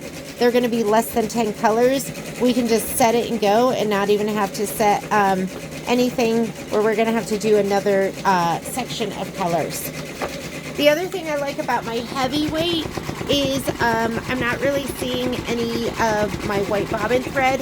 I felt like with my Ultra Clean and Tear, I got that one spot right here. So maybe tells me that wasn't quite enough stabilizer, and I'll add that to my notes. All right, I will be right back when this one's done. Oh my goodness, my timing is perfect. That looks amazing. Let's go to the next step, which is going to be my red bobbin. We put a pause in there. That's so important. Literally, if I forget that last step, there's been times where I come down, I'm confused. I just pull it out and I pull it out of the hoop and I go, oh my God, I didn't do the last step. And it might even be a huge tile. I still just throw it away because you need that to sew it together accurately.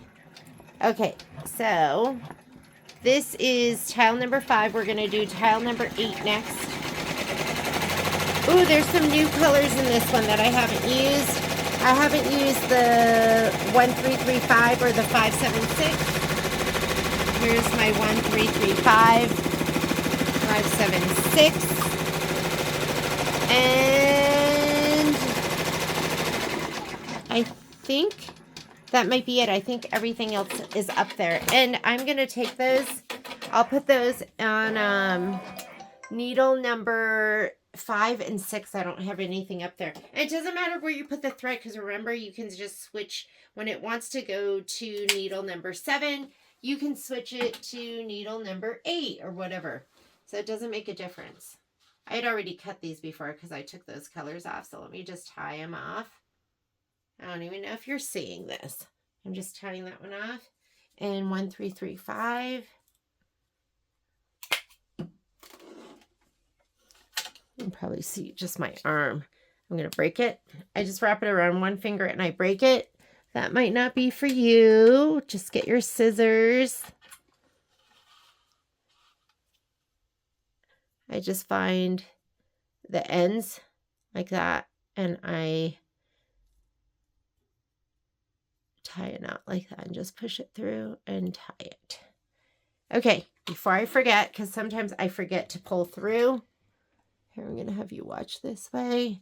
I'm going to go here, which is where I get to this screen where I can choose my needles. Let's do needle number 5 first. And I'm going to come down here again.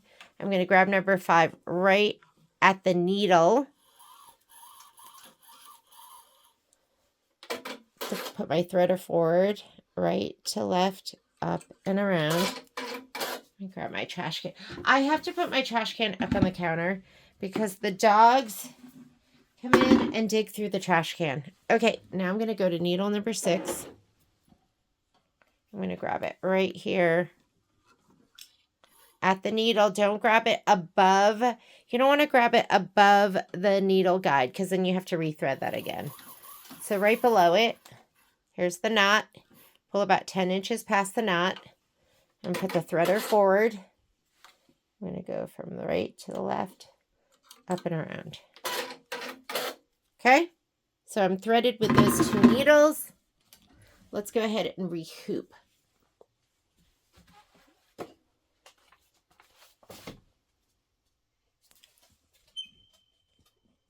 So I'm going to wiggle this off. I'm going to slide it out to the side. And when I wiggle it off, I pull up on these 2. I pinch right here and I kind of wiggle it back. Okay, right by that. And we are now doing, we're doing the ones that aren't so stitch intensive. I'm going to flip this over. Make sure you have an inch in between. I'm not in, yeah, an inch total. Half an inch from that last outline stitch on either side. And I don't want this stabilizer to be in the way. I'm just using 1 layer right now. Because 2 layers, it's a lot of work to sew through. All right. I'm just using 1 layer of heavy weight. I cut my stabilizer to 9 by 11 inches. You cut it to whatever works for you. If you want to cut it bigger, if you're using a 10-inch roll, if you're using your 20-inch, but I just cut it down.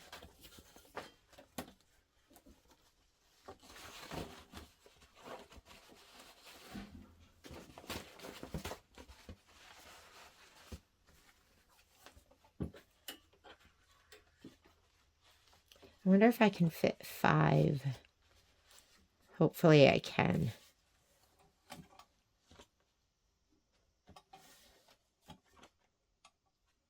Okay, I'm hooped and ready to go. I'm going to grab and put on the right side first. That way I can pull the left side taut.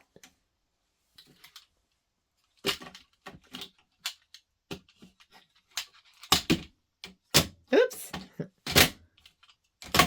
Okay, we are ready. And I think I can fit 1 more, hopefully. Otherwise, that's 4 a strip. 1, 2, 3, 4. I might have to nudge it over a little bit. All right, here we go. From the back, I'm going to scoot it under.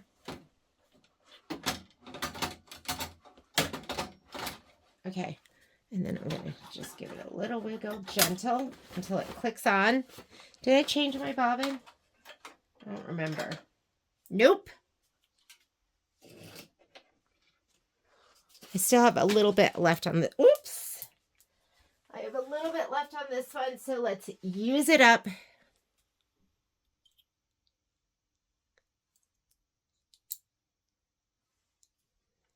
And I want you to know that I don't pre-record this, so sometimes I'm figuring it out as I go. I just don't have time to stitch this out twice. I'm going to say okay. I'm going to go to the home button to clear my screen. I'm going to hit okay, and I'm going to trust in this, which I wasn't trusting in before, but we're going to do tile number 8 because it just didn't look quite right. So this is where I go for design database transfer. And I'm going to touch down here. I just touched in here. You can arrow down or you can touch anywhere in the bar, and this is 4, 5, 6, 7, 8. Here's 8. And I'm going to go ahead and set it. And we're going to, this is our main edit screen. Don't forget we have to rotate. Rotate 90 degrees to the right. And then you can see that does look like this because there's the little antler and whatever that is in the corner, and you can see it on here. Okay, we're going to say okay to that. Hit End Edit. It's going to take you to the next screen, which is where you're going to find manual color sequencing right here. Go ahead and touch that. Let's program. So, and I like to set it like this so you can kind of see my color list, my threads on top, and then I will show you this as well. So we are not looking here at any numbers. You're always looking here at the description and the number and what needle it wants to go to. So the first one is already there, 3554. Next one is 3743. So needle number 2, 3743. That's on needle number 7. I can see it there because I can read the numbers that I wrote on the very top. 3747 is needle number 7. 3953 is needle number 10. 3853 is on needle number 4. 3971. 3971. That's on needle number 9. And 4071, that's on needle number 8. 49, 4071. 3761. Uh-oh, did I get confused? 1, 7, and then 10, 4, this is 5. 5 needs to go to 9. I didn't touch the next one. I didn't touch this, and then I switched. Okay, 6 is 8. 7 is 2. 8 is 3. Okay, I'm going to arrow down. Needle number 9. 9 is going to 1355, which I put on 1355, 5. So this is going to 5. And deep gray, which is 576, is going to needle number 6. And then 11. Normally, I would have to go ahead and put a pause and rethread, but I don't have to because this is a repeat. So that is going back to 3554, which is on needle number 1. And again, put your pause here because we want to change to our red bobbin. We are ready to go. I am just going to go ahead and say okay here. We're going to go to embroidery. This is the third screen. So main edit, the screen that has manual color sequencing, and this is the screen from which we stitch out, which has your magic wand button. I'm going to just unlock, and that's going to do 35 minutes of stitching, and then we will be back to change out our bobbin to the red bobbin. I'm going to go upstairs and get ready for work, and I'll be back in a minute. Okay, came downstairs to check on it. You're going to see there's a little thread right there. I'm telling you, it's my bobbin. So my bobbin ran out. What I love about these Magnaglides, it uses every last bit of it. And these are recyclable. So I keep them and then I send them back. So we're going to put the next one in. You don't want that white thread because it does pull up. The bobbin thread kind of gets pulled up to the top. I'm going to put this one in. So I'm going to kind of clean that one up too. I didn't have a long enough tail. There we go. Let's pull that in. Okay. Oh, you know what I didn't do this morning? I didn't oil. Hang on, I'm going to oil. All right. I paused and oiled. Okay, you got to hear a click. There we go. And I might go ahead and just deal with that thread right there because I don't want that. See that bobbin thread there? I don't want that. I don't want that white thread, that stark white thread. Okay, I think I'm good. All right, I'm going to go back a couple stitches. So I'm going to touch this button right here. And let's go back. I don't know, go back 20. Go say okay. There we go. All right, it was, I think it probably did, I don't know, 13 minutes of stitching. So I'm going to come back, let it do the rest, the 22 minutes of stitching, and I'll be right back.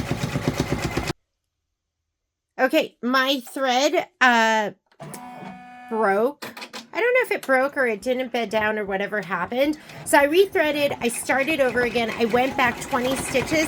I did it again and it didn't catch the thread. So this is good troubleshooting if you're new to your multi-needle. I just went ahead and took my, I should have shown you, but I'm just going to describe it. I took my bobbin out. My thread was short for my bobbin. So I just took it and I pulled it longer and then it picked up right away. Okay. Just so you know, I don't know why that happened. Everything looks intact. I'm going to cancel and just keep going and see if it takes it. Yes, is it taking it? Looks like it. These are just like little itty bitties. If it happens again, I'm right here. Yeah, do you see that? For some reason, that's not quite bedding down. So I'm going to grab that out. And I'm going to go back because I want it to go back to, I'm going to hit -1s until it's at the beginning of that.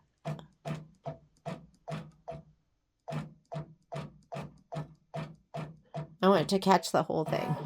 Okay, I'm going to go +1. So now I know it's at the very beginning. I pulled that a little bit longer. My bobbin thread, he's okay, but I'm going to give him a little pull, make him just a little bit longer. Pop it in. Say okay. Let's go ahead and stitch. I might have to trim that thread a little bit. And these are just little itty bitties.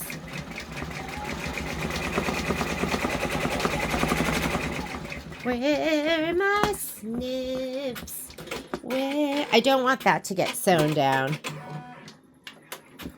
And just kind of grab him. I'll use my snips and trim him.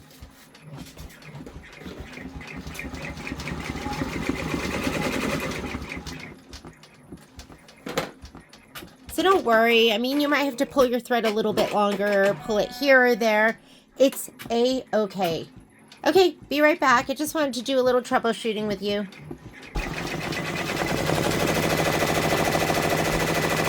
We're almost done. I'm going to get ready to change this out to my red bobbin.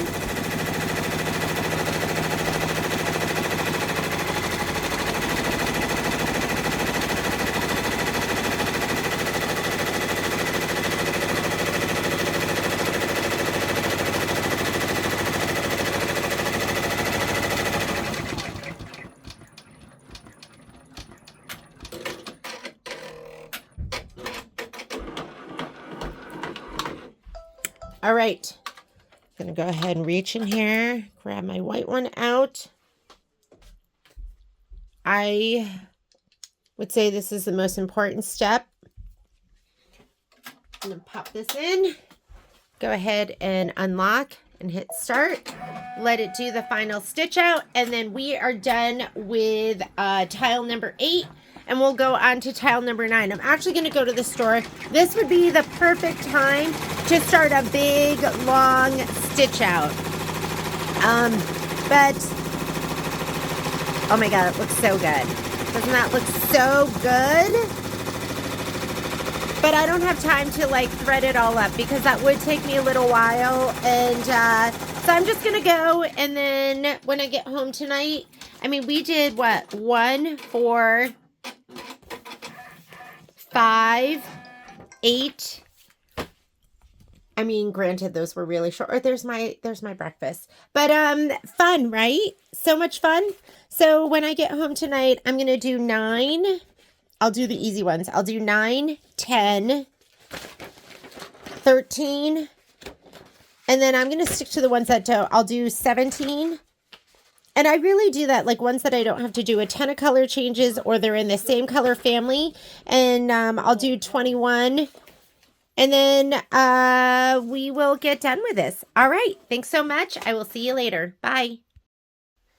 Okay. So I'm finishing up or working on Christmas Flight. And let me see what page we're on here. Christmas Flight. Is this Christmas Flight? Yes. Let me turn to the right page. I just finished up tile number 8. And I brought it to the store because I wanted to kind of show it off, even though there wasn't much to show and I didn't bring it home. So now I have to use a new piece, but that's okay. And we are going to work on this one right here, which is going to be tile number 9. Let's go ahead and program our colors and then we can hoop up. So here we go. I'm going to just put it like that. We're going to do 9. We're going to trust that everything's in order. This is where I go for design database transfer. And I'm going to go all the way down to the bottom. And we know that this is 1 through 4, 5 through 8. We'll go up 1. And then this one right here should be 9. Is that 9? Yeah. So we're going to trust that that is 9. And you can kind of see right here the rings. Do you see that? There you go. You can kind of see them. So we're going to go ahead and set it. I'm going to rotate 90 degrees to the right with all of these. I'm going to say, okay, this is your main edit screen. We're not really editing. I'm going to go end edit. And actually, you know what? I'm going to go back. So anytime you want to go to this screen, you hit the bottom left button. Anytime you want to go to the other screen, you're going to hit the bottom right button. So I'm going to go edit. Oh, you know what? I'll move it in the other screen because I'm going to snug it over because I think that might make a difference with me being able to fit either 4 or 5 per strip. So I am going to go end edit, and then I'm going to do my manual color sequencing, and let's confirm that this is going to be 7 colors, and it is. And I want you to go ahead and set your settings up to name of color, and don't even worry about picking a brand. So right here I need 3554. That's on needle 1. We're already there. 3743, that's on needle number 7. So I'm going to hit 2 and I'm going to send it to 7.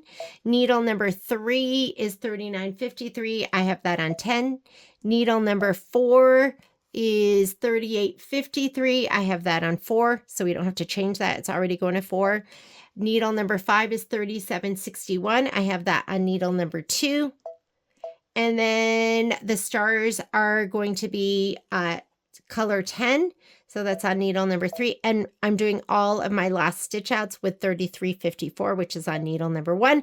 And we're going to put a pause here because we need to change out to a white bobbin. That's it. We're going to say okay. And then I'm going to go ahead. My hoop's not on. I wonder if it'll, yeah. So it doesn't let me scoot it outside of that embroidery field, even without the hoop on. I'm going to say embroidery. I'm going to put a white bobbin in my bobbin case. Let's see if I already have one in there. We'll give you a little bit of a bigger view. You get to see my washing machine. That's actually my dryer.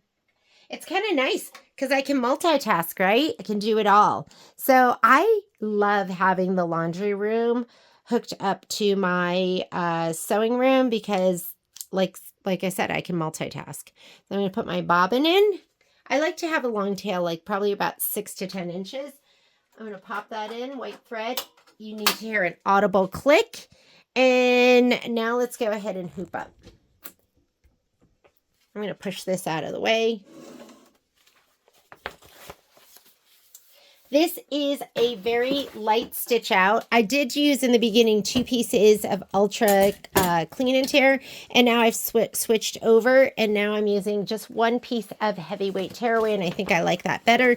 I measured my pieces out, and they are 9 inches by 11 inches.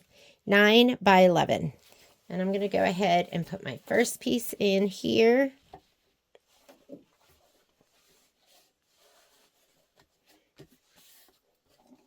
And I think it'll be fair to just be able to see this over here on the side. That looks good. And let's put our magnets in. So I like putting in my 2 right magnets first. So it's a long piece and a short piece on the side. Then you can grab this and make sure it's nice and taut.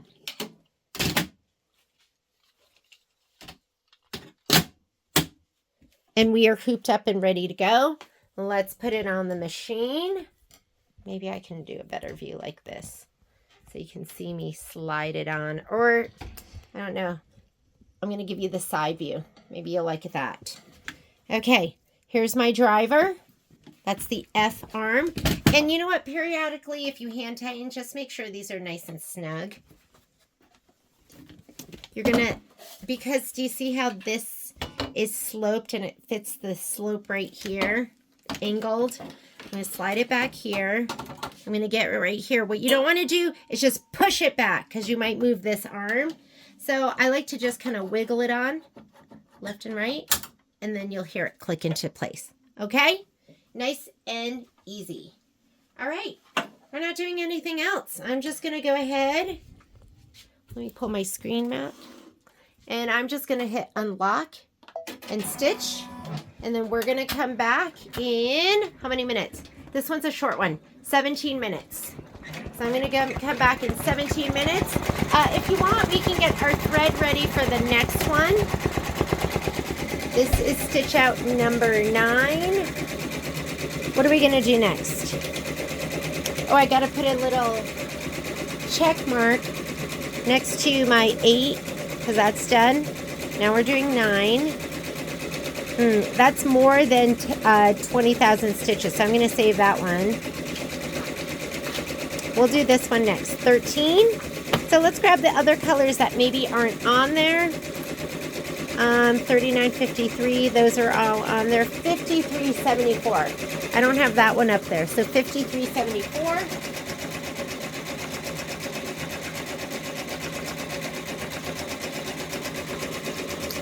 56.43,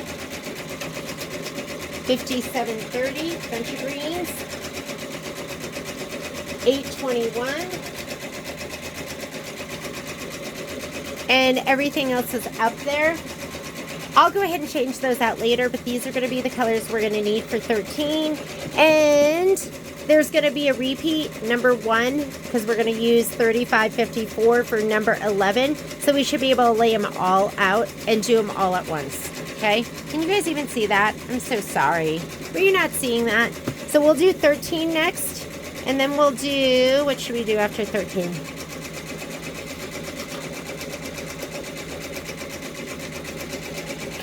I'm doing the easy peasies. We'll do 17. And then I'm going to do the ones that don't have more than 10 or 11 colors. So I'll do those. The villages. We're going to do the village down below. That's going to be fun. Okay, I'll see you in a little bit. All right, I have a little bit of pin dotting right here. And sometimes it's just the high contrast of the just the bobbin thread with the upper thread. So I think for this first stitch out, I'm going to put a pause after this, and I'm just going to put in a dark bobbin. I have navy blue bobbins at the store. I don't at home. I'm just going to use a black one because I don't feel like you always have to match your bobbin exactly. But right now we are on this step, and that means I need to put my red bobbin in. So let me go ahead and I was just looking at that going, I could also put in another piece of stabilizer because maybe that would help. But before I do that, because I want it to not be as thick, I'm going to go ahead and just put in like a matching bobbin. I think black is close enough to navy blue. This is going to do the outline stitch. And then we're going to hoop up and we're going to do the next stitch out.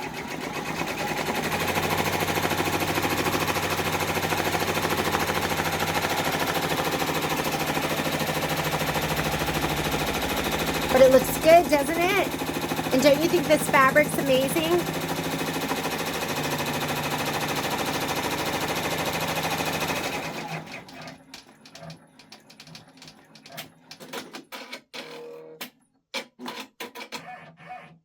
Okay, before I forget, I'm going to change my bobbin out to a white one. We'll put that back in. Remember, the charcoal side is the magnet side, so that goes in the bobbin. Inside with the that like Tiffany blue on the top. Okay, and let's go ahead and rehoop, and then we'll thread up. So I'm gonna go ahead and take this off.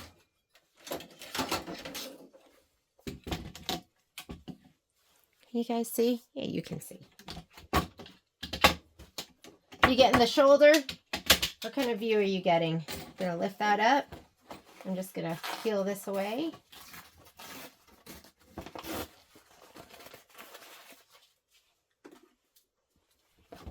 going to grab my next piece, and I'm just using one layer because I'm doing the thin ones, and you're seeing there's no puckering. It's laying completely flat. This is enough stabilizer. So this was showing, and then I'm about an inch away. So I'm always looking for like the perfect amount. So here is my edge, and that was inside, and that was showing. So I'm going to go right where, I'm going right to where the line of the outline is, and that should give me 1/2 inch, and it should give me another 1/2 inch. I think that's good, and maybe that will be our, so the outline stitch, I have it right here. We're going to see if that works. So I'm going to go ahead and put my right magnets on first. And then I'm going to pull this nice and snug over here on the left side. And we are hooped up, ready to go. I'm going to go ahead and slide this on. Looks good. Here we go. From the back over. And I'm going to wiggle him on. Okay, he's on. Thread.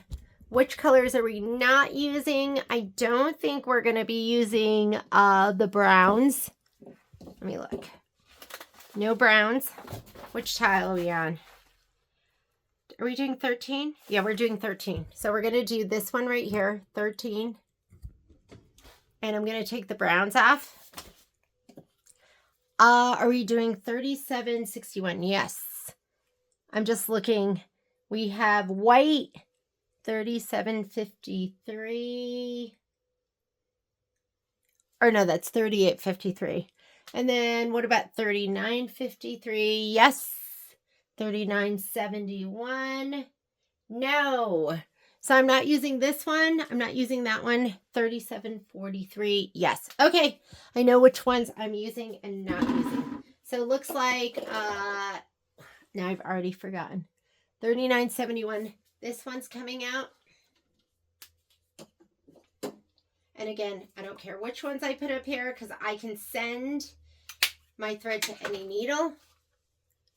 You guys even seeing that? Here we go. We're going to tie off first. This one we're not using.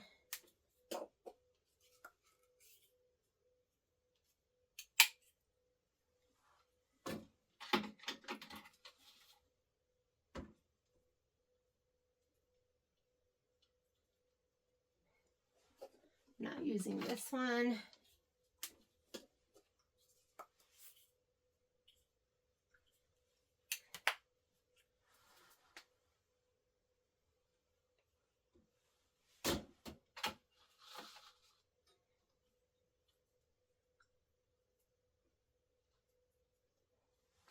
And there's one more, this one. I'm going to put this one over here. So I'm going to push this back out of the way so I can get to it. And I'm going to change out needle number 5. That's needle number 5. Here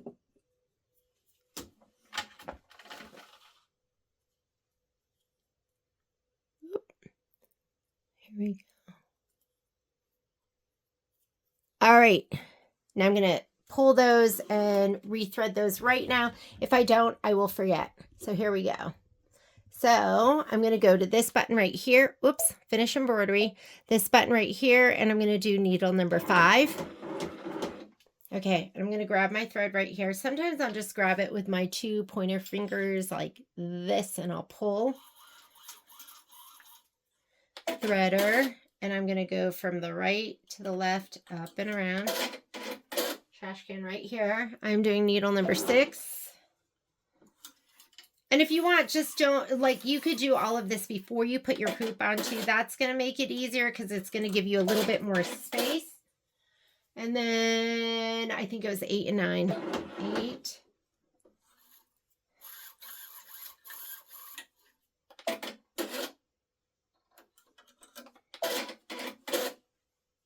And 9. Oh, wait. Oh, yeah, I did do 9. Before I didn't want to waste any thread. Now I just go, it's part of it. You're going to waste some thread. It is okay. Let's go ahead and program. So we are doing block. Oh, we got to cross off the one we just did, right? So we just did 9. So make sure in your book you cross it off, and then we'll number the backs of them too. So I do that with a Sharpie.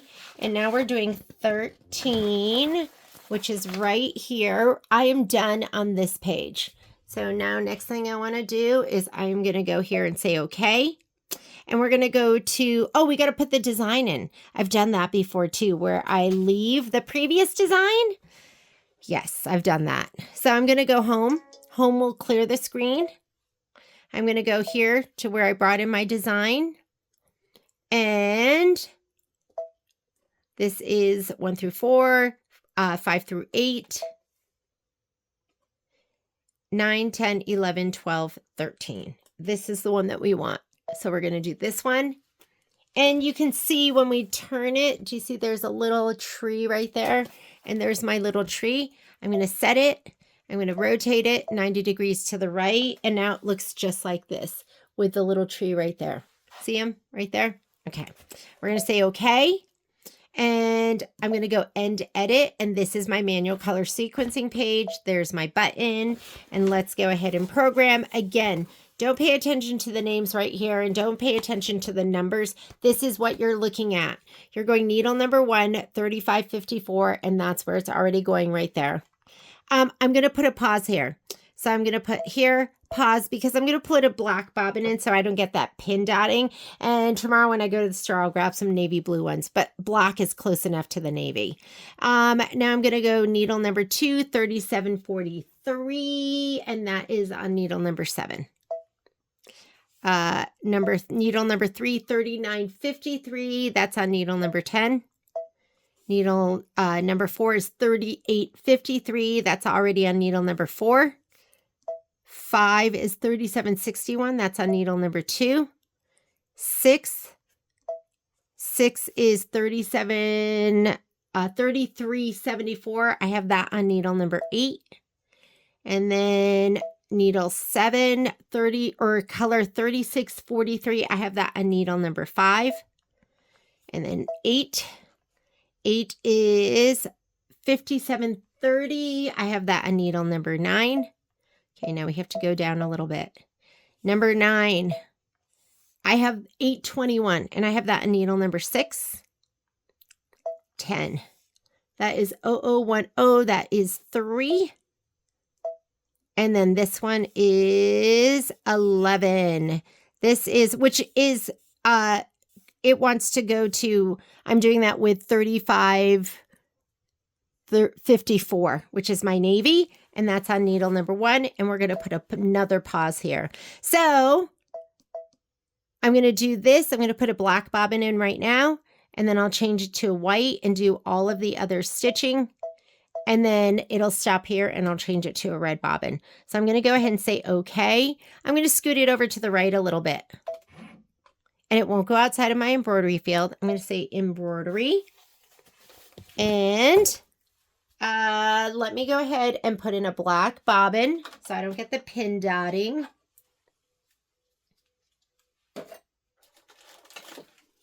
I have just like bags of like different bobbins. And like I said, sometimes I have, some of my bobbins are, plastic sided. Some of them are paper sided. I could just cut this tail off if I want, but you know me. You guys know me so well. You know, I'm like, I hate wasting. There we go. Ooh, feels pretty tight, but I think that's okay. Go ahead and put that in. All right. I think we're ready to go. I'm going to unlock, start. This is going to be 4 minutes. And then we will change it back to a white bobbin. I'll see you in just a minute. That's way better. I'm not seeing any white pin dotting. Oh, you know what? Hang on a second. Okay, that's okay too. Cut. Let me I'm going to pull until it comes out, and then I'm going to, let's go back. I'm going to go back 20, 30. I'm going to cut. You have to unlock and cut. It felt a little tight, that bobbin. It did. I'm going to go ahead and here's real life.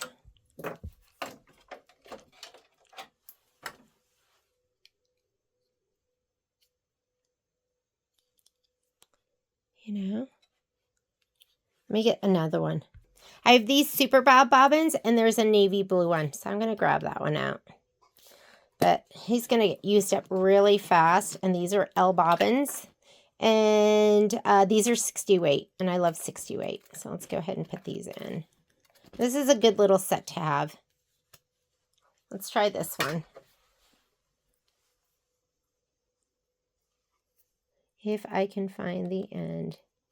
And the end is just where it looks different. There we go. Okay. Okay, gonna pop this in. Okay. And let me go back. I'll go back 10 more. You gotta clear this. So say okay. Unlock and stitch.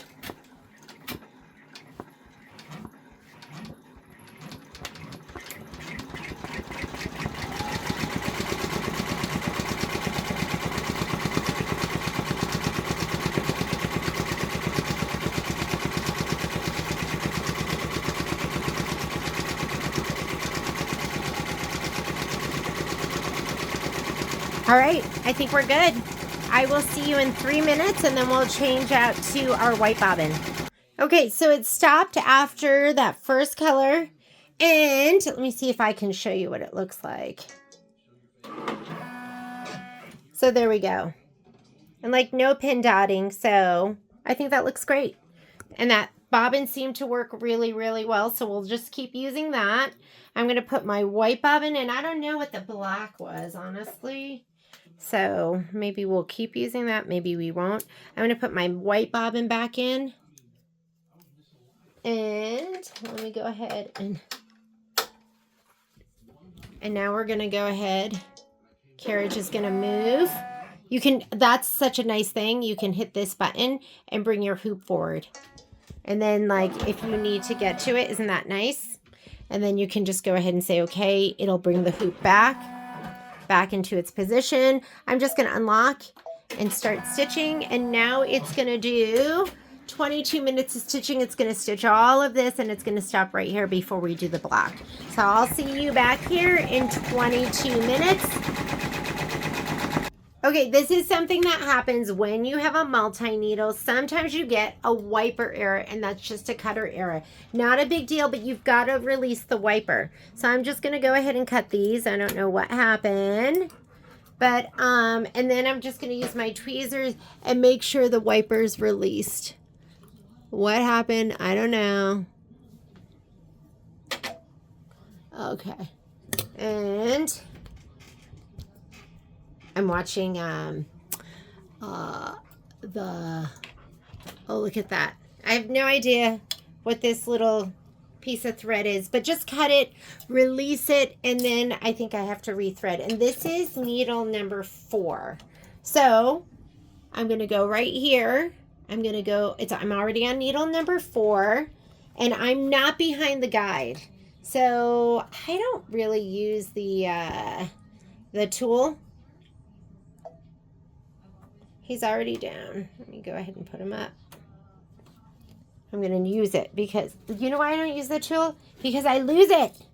And right now I don't know. Oh, here it is. I don't know. I'm going to put it right here. Okay. There we go. Here we go. And I have no idea where it was. So I'm just going to go ahead and let's just start it. I mean, if I miss one little snowflake, it's going to be okay. Let's make sure everything looks good. So I don't want you to be scared of wiper errors. Just something happened when it went to cut. It just didn't cut. Something happened. That's your little wiper guy. That little guy that kind of pulled the thread back. I think he's the wiper. I'm not positive. We should ask Patrick. All right, 13 more minutes to go. I will be right back. I just wanted to show you that so you're not scared of those. Just manually cut it, rethread if you have to. Make sure the little wiper gets pulled back. Don't be pulling on the thread and fighting with it. Just like be gentle with everything. All right, see you in a little bit. Oop. Hang on. And you know, this stuff, the little stuff can be a little challenging sometimes. Let me go ahead and rethread.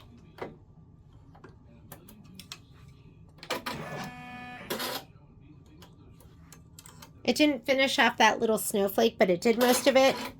So I'm not going to worry about it. I'm going to make sure my bobbin looks okay too.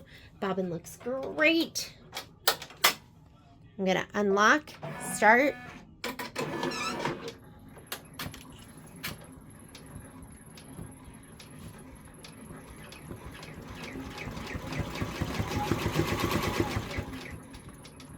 Okay, see you in a little bit. Okay, we are through the snowflakes.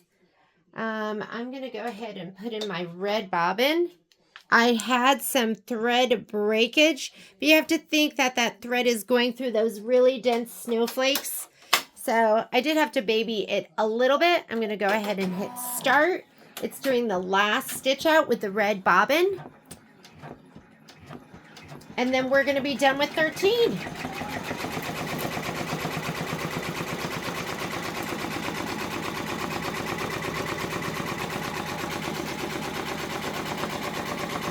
This is kind of cool. You can turn up your speed on the fly right here on the screen. I slowed it down during the snowflakes,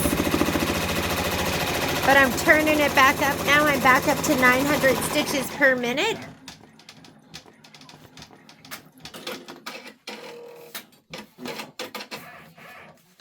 And that block is done. Let's go ahead and see what we're going to do next.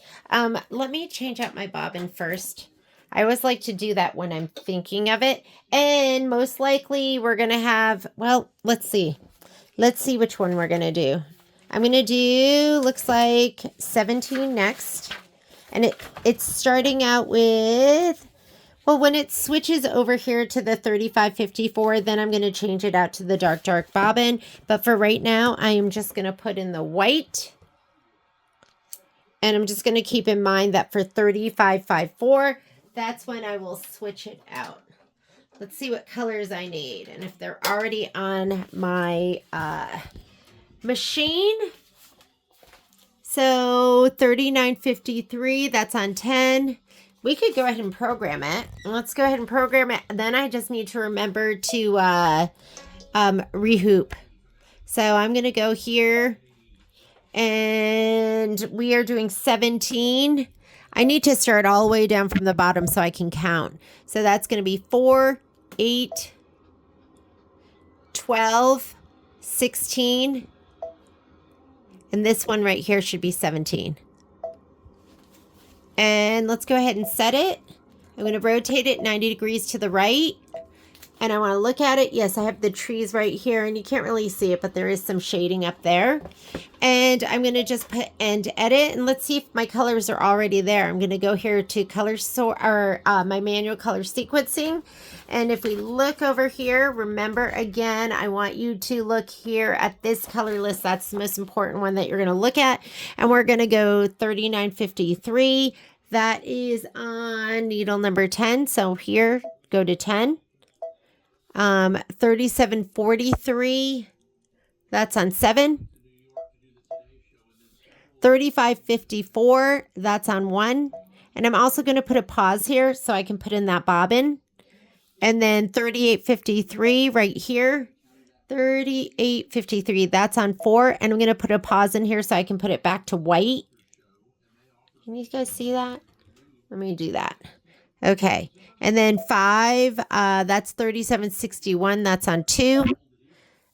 4071 is not up there, so I'm going to go ahead and put that up there right now. And I don't need that green right now, So 4071, I'm going to put it all the way over here. And this is going to be, let's go ahead and put it here, 4071.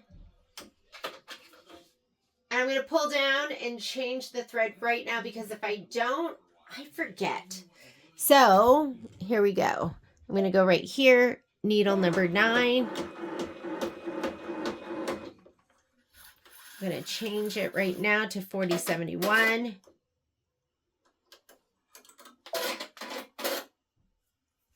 Okay. I'm going to come back here, and now we are on, that is 4071 number 6, and that I just put on needle number 9. And then this one is going to 3. That's where my white. And the last one right here, I'm going to go back. I'm going to put a pause right here because I want to change that to my red bobbin, and that is on needle number 1. So I think that's good. I just have to remember right here before, and it'll stop before it stitches this. I'm going to put in my navy bobbin. Right here, I'm going to change it back to the white bobbin, and right here, I'm going to change it to my red bobbin. So the only thing I have left to do is we have to rehoop. So let me go ahead and rehoop. Okay, let's rehoop. Let me get all this out of the way. Put this back where it actually belongs. Here's my pen that I'm using. My navy blue bobbin. All right, here we go. I'm going to go ahead and pop this off. Oops. I always forget that I have to kind of go to the side. This, again, is not a very heavy stitch count, so the one piece of wash away, or I'm sorry, heavy tear away should be fine. Let me get that out of the way. And I have plenty of room because you want about an inch in between. I'm just going to tear away this stabilizer so that it's not doubled up.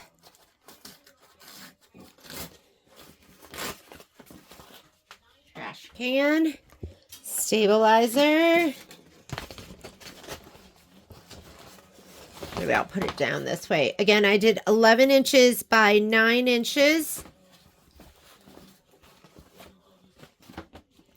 11 by 9. It's 32 tiles. And these, like I said, these are going to be the easiest.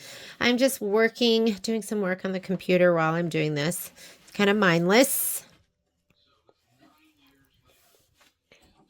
And I'm going to get this out of the way. Where's my stitch line?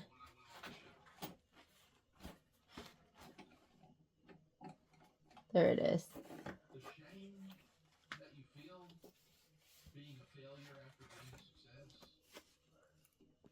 Okay, looks good. These first, the ones on the right for me. And then I can pull this nice and taut over here on the left. I'm going to slide this back on.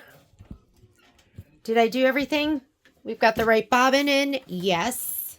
We've got everything's preset. The right design in. Yes. Do your checklist. And I know at some point, you know what happens? I get tired and I mess up and I go, oh, time for bed. And I really plan on there just being like, you know, I usually mess up maybe like 2 tiles in a really bad way. So I just plan on making some mistakes at some point. Like if you don't program one color and you step away, guess what? That tile might go in the trash can. Okay. Last thing I'm going to do is going to scoot it over. I'm going to touch embroidery.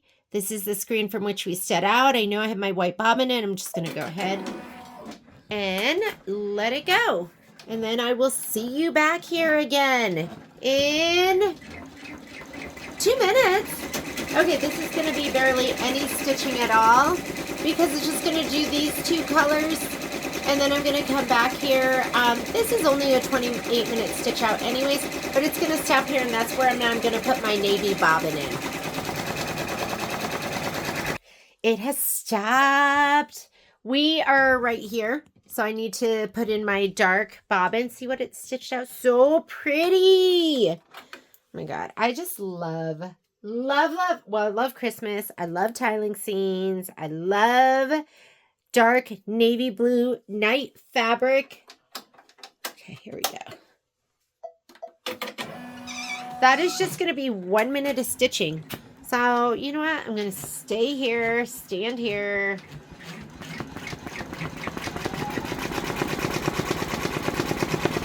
And then I'm going to switch it back to my white bobbin. And I don't think I'm going to notice any of that. I mean, here, I'm going to give you this super duper close up. Am I just being super picky? Do you see it? There, you can see it from that angle. You can't see it from that angle, but you can see it from that angle. See those little flecks? And then this is with the navy bobbin. So, anyways, this will just make me happier.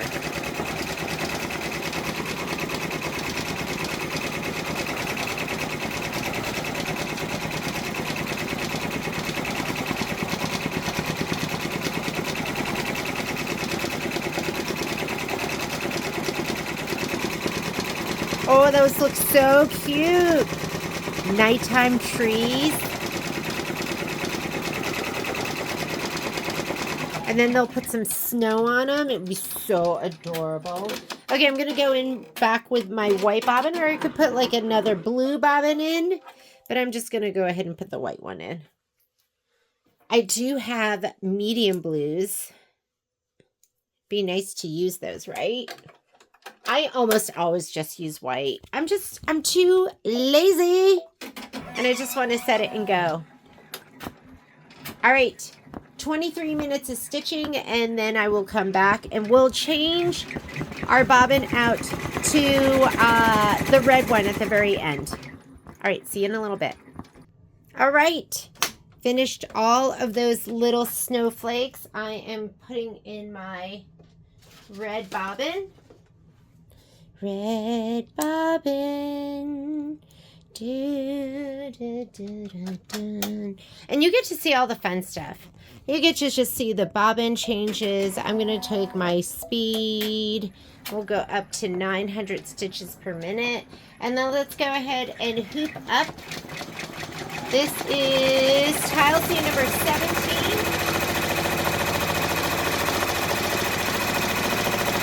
I'm going to hoop up, and we are going to do number 20, less than 20,000. So we're going to do it. And I'm thinking that I might even try one that's 24,000. Yeah, with one piece of tearaway. So let's look at our color list. So 3554 is up there. 3743 is up there. 3953 is up there. 3853 is up there.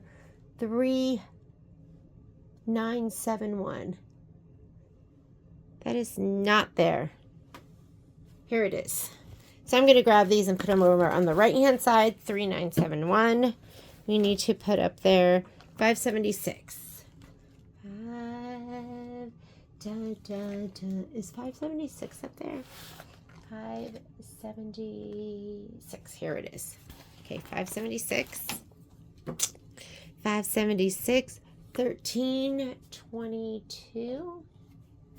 Here you go. 1322.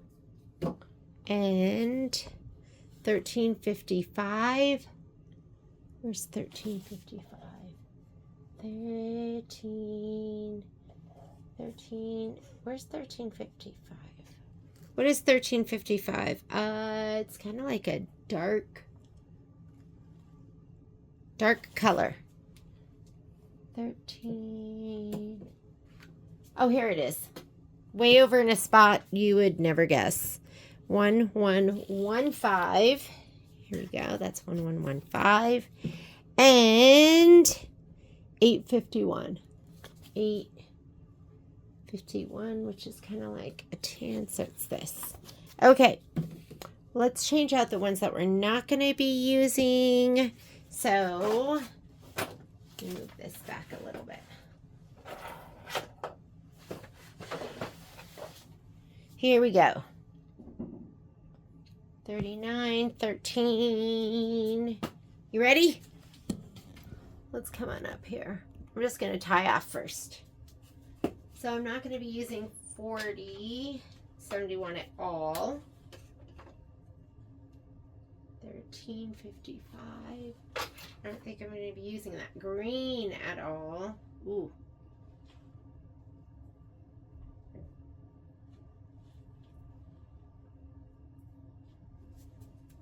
Okay, the green, 3971. Change this out.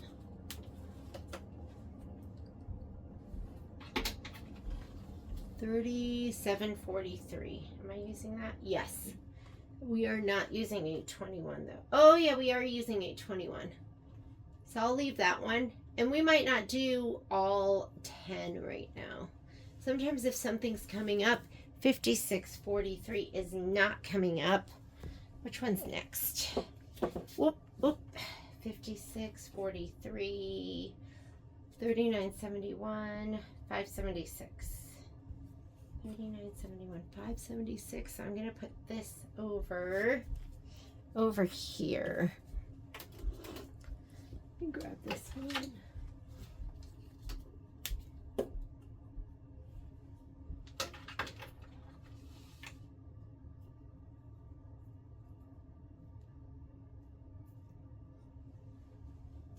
And that's 5, 7, 6, 13, 22. Am I using all of those? 38.53. Yes. 37.61. Not until the very end. So I'm going to put this over here. This is going to be used, but not at the until the end. So take that off. Put this up here. And I think we'll just start with that.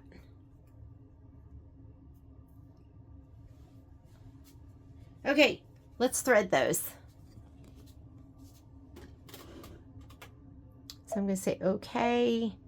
And let's go to, I did 9. And you know what? We can take this off too. For a minute I got scared that I didn't do that final stitch, but I did. This is like what I should be doing, is I should be taking this off and then threading, because it's easier without the hoop there. You know, you have more room. Okay, so 9.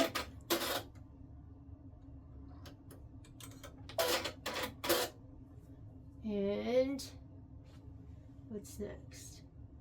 8 for sure.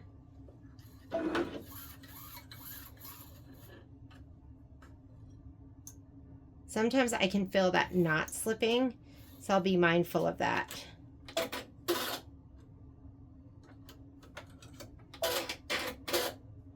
I didn't change those. I did change 5.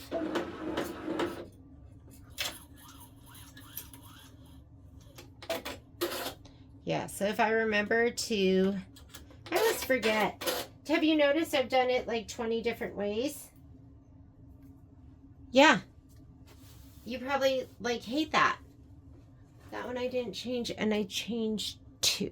Let's go to 2. Is it better? Do you want to see it like that? Okay. The snowflakes have been challenging, and I think I might just even either change my needle, or I might put my white on a different needle to see if that's going to help.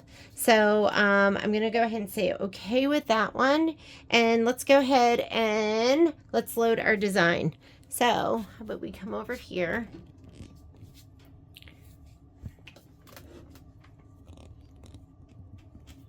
Let's go home. Clear our screen. Which one are we doing next? We're going to do this one, which has part of the sleigh. How fun. So I'm going to go here. That is design number 20.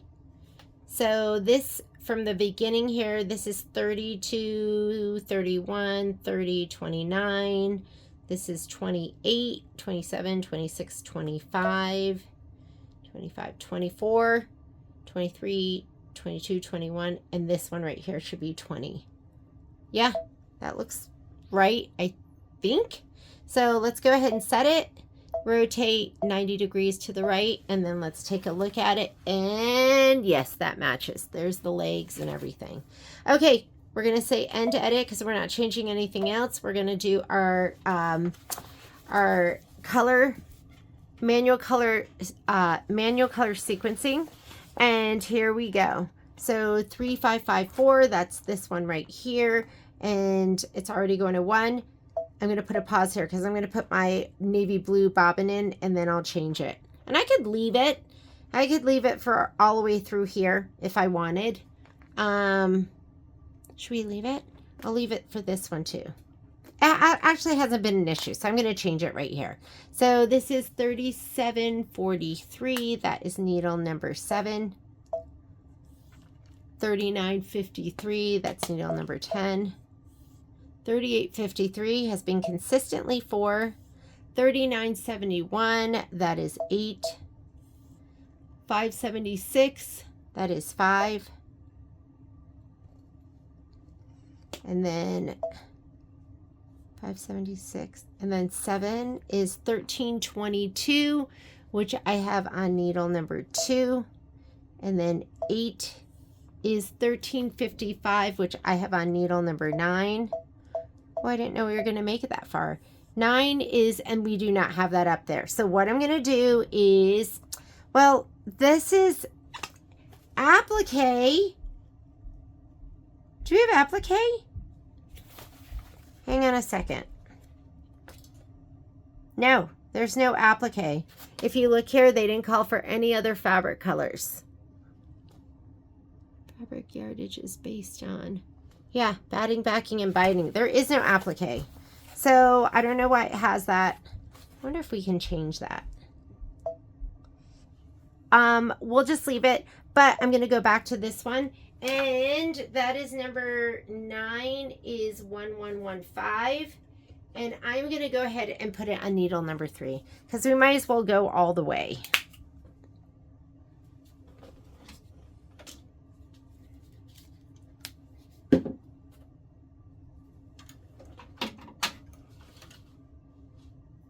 I don't know why they have that in the design sometimes.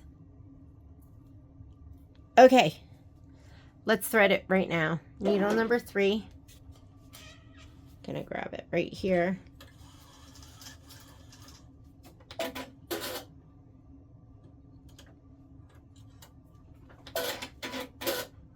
Okay, and so 9, I can send that to needle number 3. And then it's going to pause here. You see the hand? Then what we're going to do is it's pausing here at number 10. We'll thread the rest of these. You don't have to worry about programming the colors, but you want to put in that final stop now because you cannot put in future stops.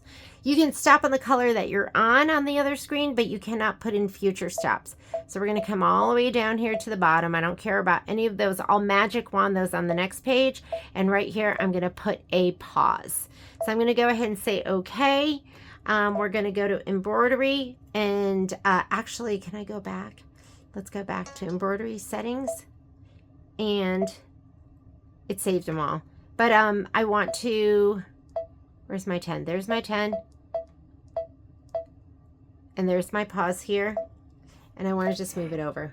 That's all I wanted to do. Okay, let's hoop. Let's hoop. Let's tidy up.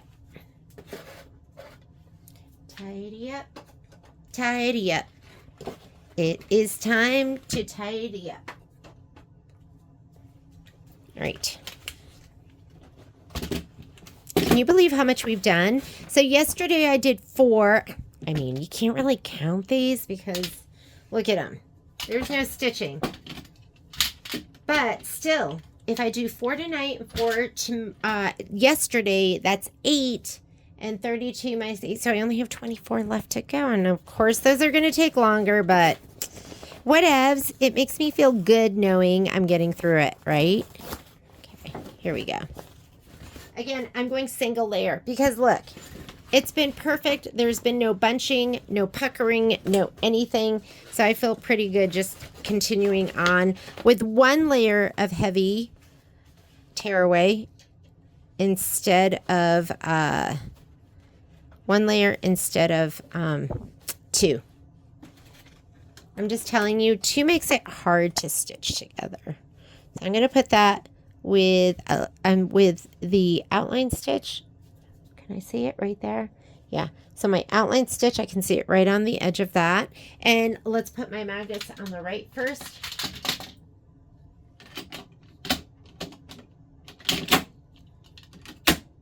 And then I'm going to grab this, pull it nice and taut, holding it over on this side. Okay, let's check my bobbin, because I'm going to put in my navy one for the very first stitch out. Dun, dun, dun, dun, dun, dun, dun, dun, dun, dun, dun, dun. Okay, let's slide on our hoop. Hoopy hoop. And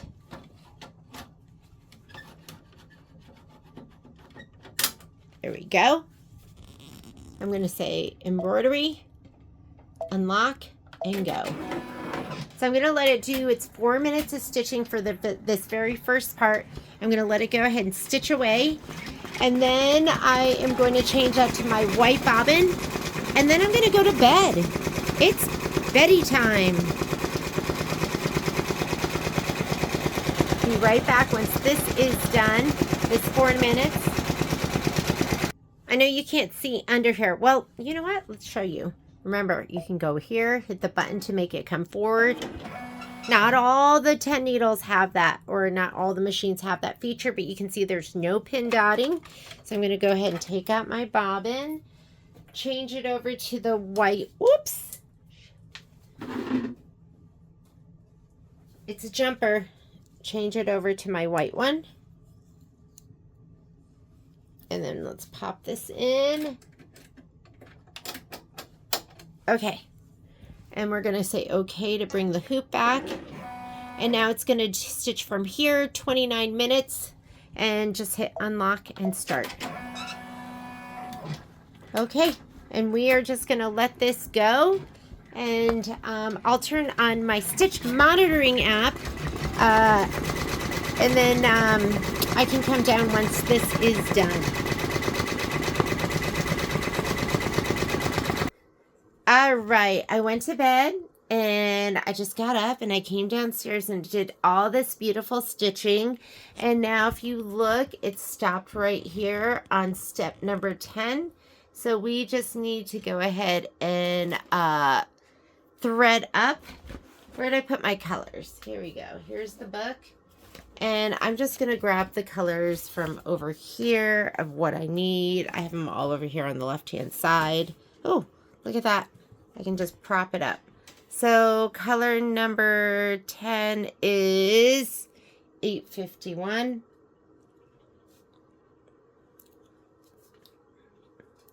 I'm just going to put them over here. I think I already grabbed them. So there's 851, 1903. Oh no, I didn't grab them. 2113. What is that? Dark red. There we go. 821. What is that one? Gold. That's I already have it on the machine. I have my 10 right here. And 3761 is right here. Okay, I'm going to load those up. And I'm going to put those kind of where I have colors that aren't necessarily going to be in the next one. Sometimes I'll look and see which one I'm doing next, but I'm not going to do that with this. I'm just going to take down, and we're leaving 821, which is that gold, because we know that's going to be in there. And I'm going to put my white on a different needle other than 3.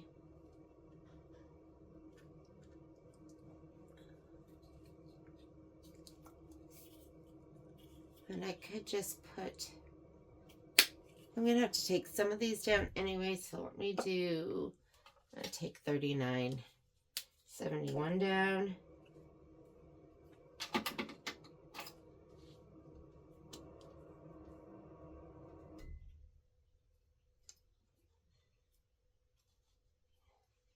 I used to tie it with like the tiniest knot, and I would put the knot at the very top, and I don't do that anymore because it's a struggle.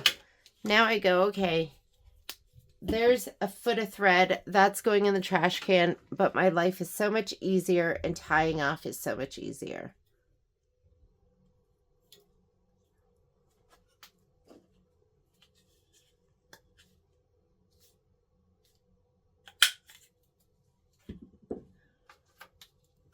And then we'll pull everything through.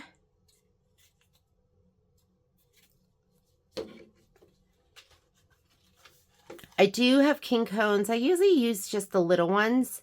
And then I have king cones of colors that I might use more, like 0015 or 0020. Just the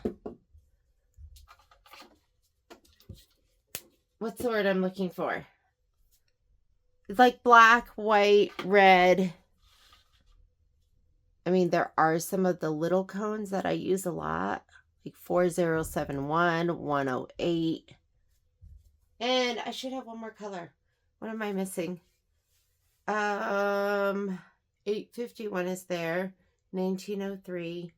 2113 is up there. 821 is there.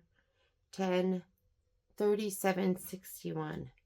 Okay, 3761. I'll put this, I'm going to put it here because it's easy to get to. The easiest ones for me to get to are on the outside, not the inside ones.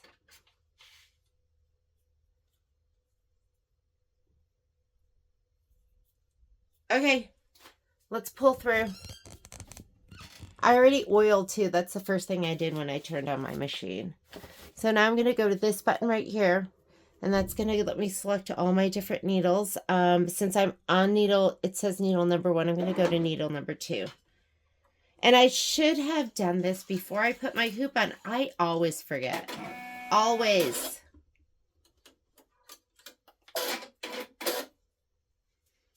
Three.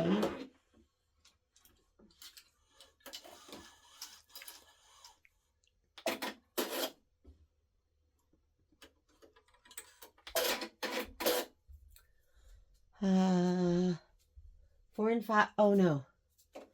What's this one? Okay, 5.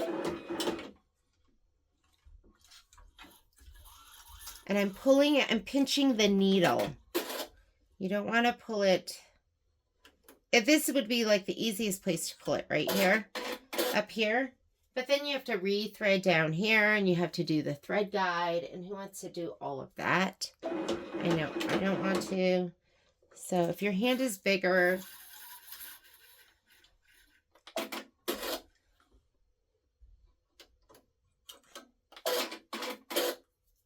sometimes, I know this seems weird, but I will grab my thread like this. I'll pinch it right here at the needle and just pull forward.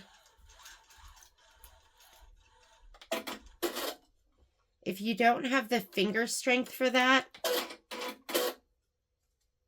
uh-oh, this didn't pull through right. Oh yeah, this. Oh, I have to do needle number 8 too. Just give it a once over and make sure it looks okay. I wonder if I could grab it with my tweezers. You can kind of grab it with your tweezers. So you could try that.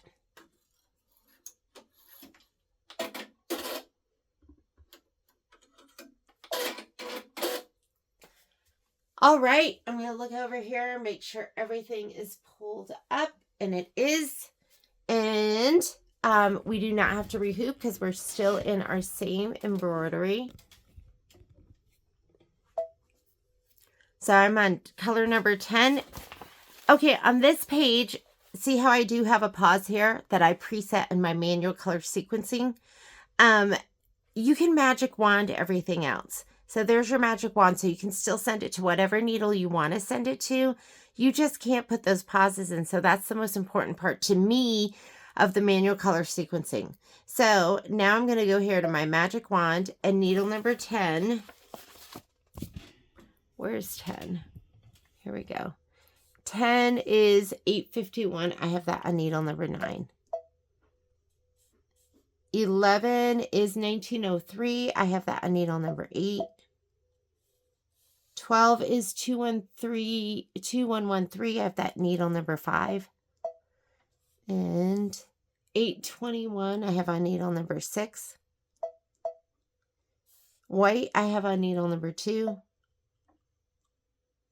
And light blue 3761 I have on needle number 10.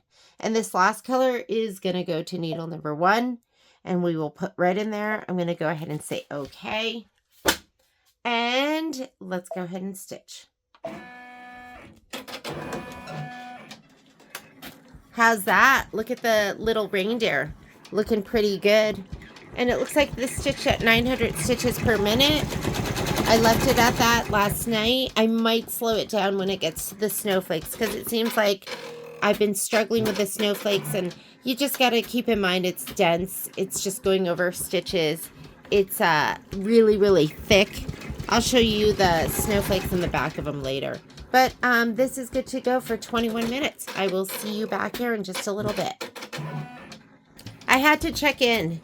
And look how good it's looking. It looks so good. Okay, we have 12 more minutes, which includes the snowflakes. And I'm learning the snowflakes are the most challenging part. So I will report back. Oh my goodness, I did it. And you know what I did, because I wasn't here, I was on a hike with the dogs, is I turned my speed down to 600 because it did all of the snowflakes and didn't have an issue at all. And I did have an issue on the other ones. That one came out absolutely perfect.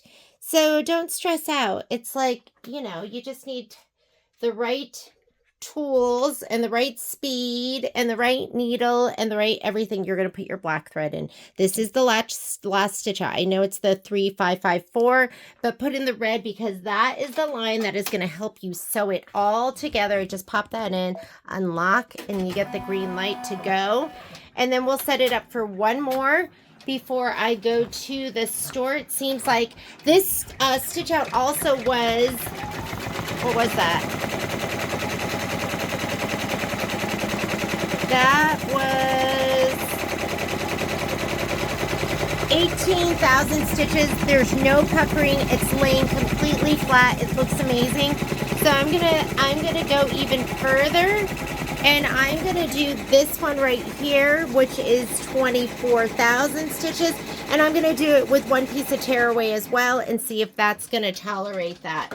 You know, you kind of have to experiment, right? And why use two pieces if we can get away with one?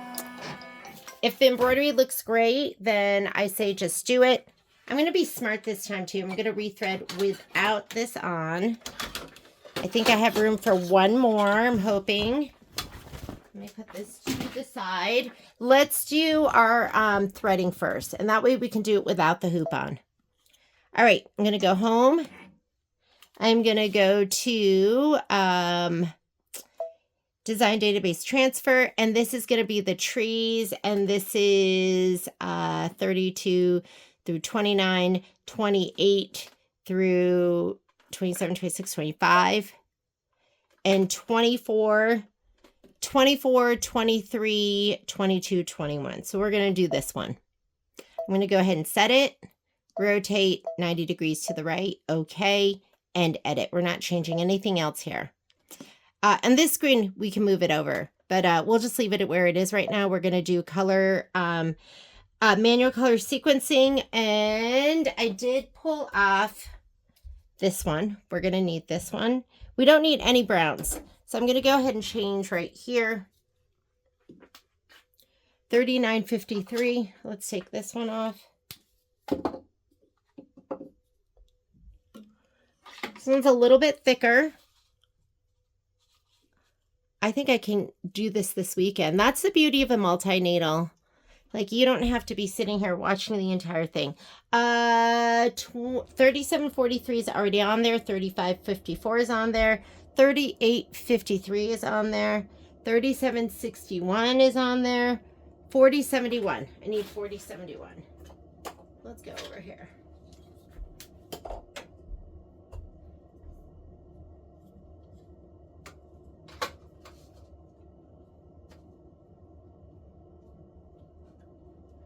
4071, 10 is there, and we're back to the other color. So I just have to change out, let's see, number 3.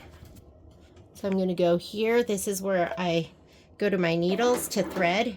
So I'm going to grab number 3. So much easier without the hoop in the way.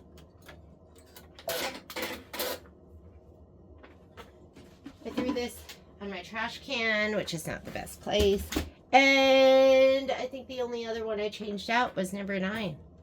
So let's go to needle number 9. You have to select the needle and then to the right and the left and up and around. Okay, let's rehoop.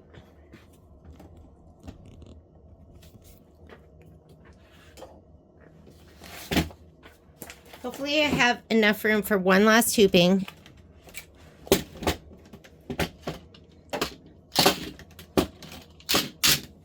I used to like literally get down on the ground and knee my hoop in. So I love, love, love, love, love this hoop. My flash frame. It just makes life so much easier.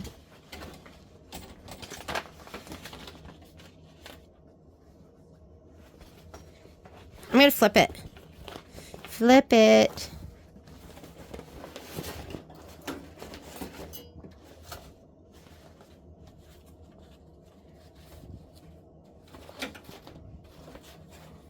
Okay, you have to be mindful, but you should have enough to do 5 hoopings if you don't make any mistakes. And like I said, I always end up making a mistake at some point, but this looks pretty perfect. I've got my 5 hoopings for my 9-inch piece. That is like, I was hooping it so that this line here was right over here, like lined up with this, and then there was plenty of room, but since I have space, I'm just going to do it just like that. And put on my magnets.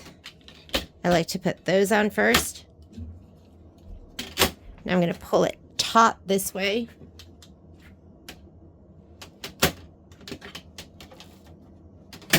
And we're ready to go. I'm going to go ahead and slide that on. Again, one piece of heavy weight.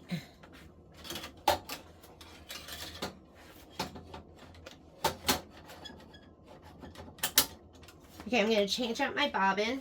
And you could cut this off too if you want. You don't need this all hanging over the edge. But I'm just going to leave it. I was going to cut it and then I was like, you know what? I'm just going to leave it. Okay, first stitch out is going to be through. Oh no, first stitch out is not 3554. So I'm just going to put my white bobbin in. Since I'm not going to be here, I'm going to put a full one in. And I wonder if I'll just leave it and let it go. Because, you know, you really don't see that much pin dotting, but, you know, if you're super particular, which I can be, the ladies at work know that. Okay. We are going to go, did I already put the design in? Yeah. I don't even remember doing it. So we're going to go 3953. That's needle number 3. Oh, here. You like it when I show it to you, right? Needle number 2 is 3743. I put that. That's on needle number 7. Needle 3 is 3554. That is needle number 1. And we can put a pause here and put that navy bobbin in. Then we have to put a pause here so we can switch the bobbin back. And that's going to be on 4. That doesn't need to go anywhere. We just added the hand.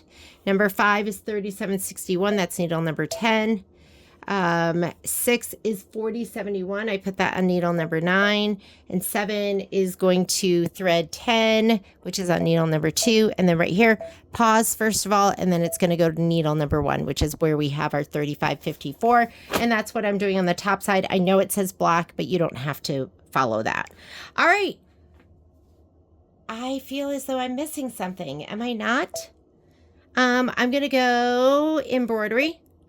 And let's go to 900 for the very beginning.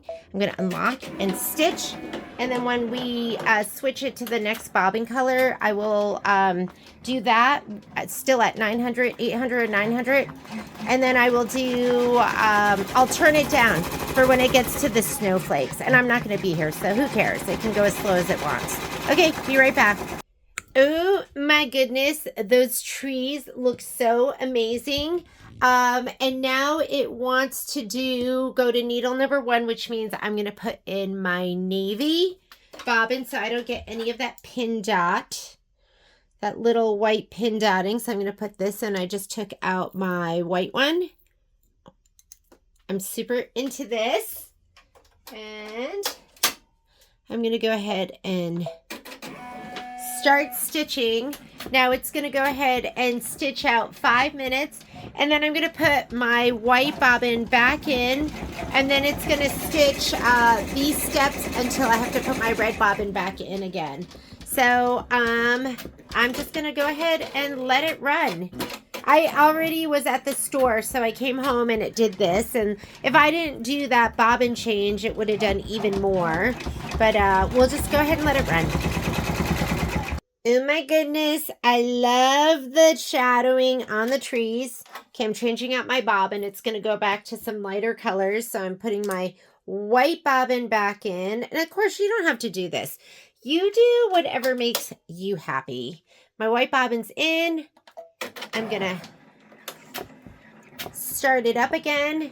And 27 minutes of stitching. This is why I love my multimeter. I'm actually in the room prepping more fabric because 5 on each. So I've done 10. So I'm going to need, what do I need? 15, 2. So I'm going to need 4 more strips. As long as I don't make any mistakes, I need 4 more strips. So I'm going to go prep those right now. Is that gorge? I love it. This is like midnight snowy trees. Okay, machine stopped. I'm changing out my bobbin. I am putting in my red bobbin. And you know what? You want to clear this out every once in a while. If you had like a business card, I get these from Durkee. I should get some for this drawer. They're expensive though. They were like, I don't know, 10 bucks. But I'm just going to sweep it under here. This is where you get lint buildup. And sometimes if you've ever been stitching and it's absolutely beautiful and then it's not, it can be like one little piece of lint. It's amazing to me how that can mess up. Whoops, just took that out. Why am I putting it back in? I want the red one. How that can mess up your stitching. So clear that out every once in a while. I got to tell you, I prefer OESD stabilizer. And I'm talking about the tearaway. When I used the Kimberbell tearaway, it was super, super linty. Okay. Unlock, go. So I was cleaning that out every single time I changed my bobbin. So we're going to go ahead and we're going to do this one last stitch out. And then we're going to hoop. I'm going to program while it's doing that. What I've decided is anything under 30, because this looks great too. That's a heavier stitch count. It looks absolutely amazing. I'm going to go back and do this one right here.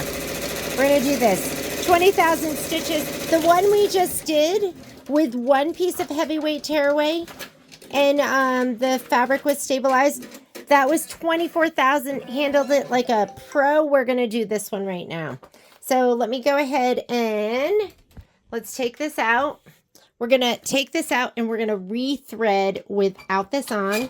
Although I think all the colors might already be up there. Remember, I have to go to the side, which I forget every time. I tell you like that I tell you that like I remember and I don't. Let's go ahead and we'll load this one in. Patrick and I are going to go out for dinner. So it's going to be stitching while I'm having din with my love. Let's go here where I get my designs. This is tile number 6. Remember, it loaded with the, 1 at the bottom. So that's 1, 2, 3, 4, 5, 6. This is the one I want. Set it. Rotate 90 degrees to the right. I'm going to go ahead and say, okay, this is your main edit screen. I'm not doing any more. I'm going to hit end edit, and that'll take me to my manual color sequencing screen. And on this screen, let's look at the list. And remember, you're not looking here, you're looking here. That's where you're going to look at your numbers and your needle positions. You want to make sure that like this has 9, perfect. And this picture matches this picture, perfect. And now we're going to go ahead and program. So needle number 1, that's going to go, I already have that there, 3554. And 3743 is on 7. Needle number 3, 3953, I have that on 3 already. And then 4, 3853, I already have that there. 5 is 3971. Where's 3971? Do I have that up there? Whoop, that's 37. I don't have it. 3971. Here's the 3971. So I got to put this up here. I'm going to put it where the red is, because that's easy for me to get to. So here we go. 3971. I do try to spread the love. I try to, like, you know, the inside, like 5 and 6, I try to put something there that's going to get used every time. I should probably put my white there or the 3554. Before I go anywhere, I'm going to thread that one. So that is needle number 8. So here's 8. Here we go.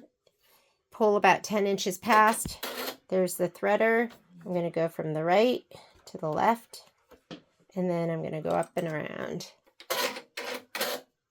Okay, that one is done. Let's come back here and go okay. And so now number 5, 3971, I put that on needle number 8. 4071, that's on 9. 3761, that's on 10. And then 10 is on 2. And right here, I'm going to go ahead and put a pause, and I'm going to send that to needle number 1. That's where my 3554 is. And so this very first one, which is 3554, I'm going to put a pause here, because I'm going to put my navy bobbin in for here. Once it stitches that out, then I'm going to put my white bobbin in and do all the rest until it goes all the way to the bottom. Last stitch out, which is going to go back to 3554, but that's when I'm going to put in my red. Hopefully that makes sense to you. So I'm going to go ahead and say okay.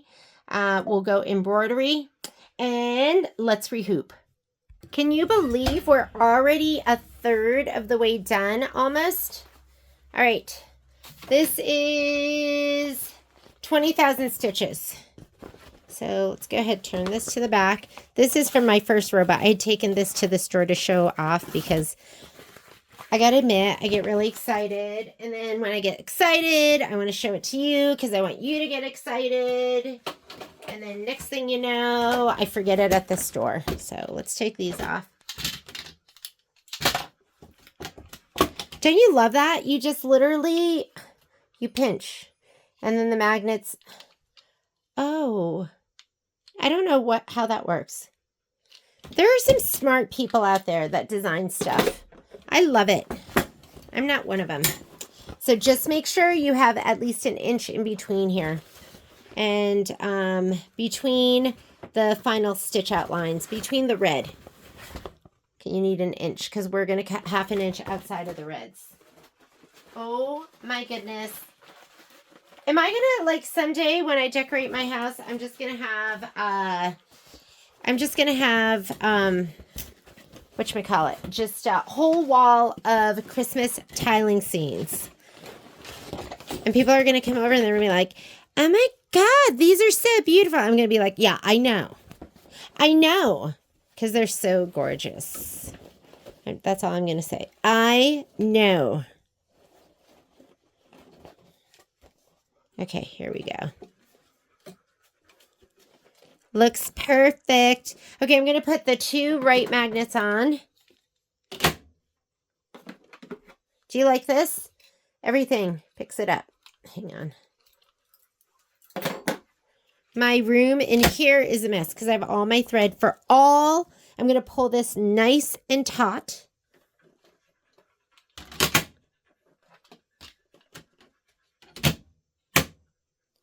All right.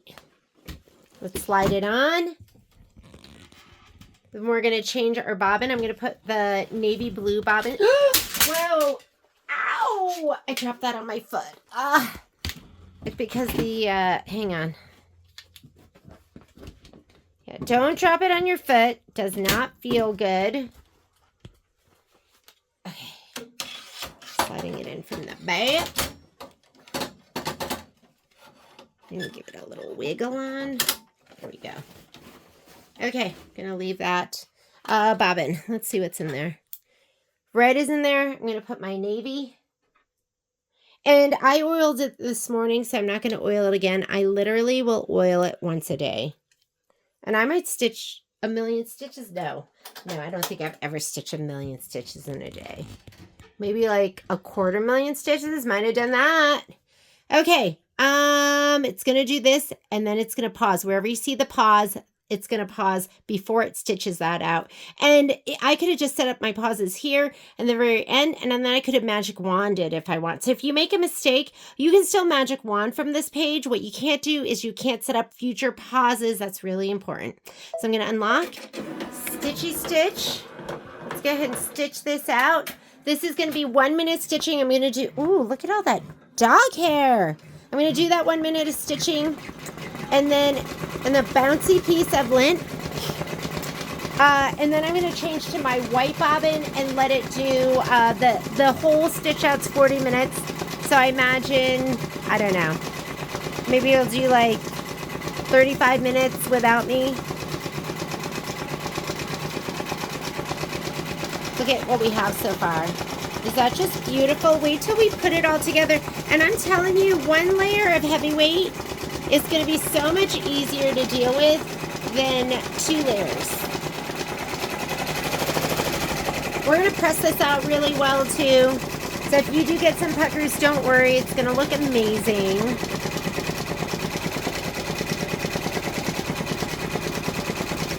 I should probably like...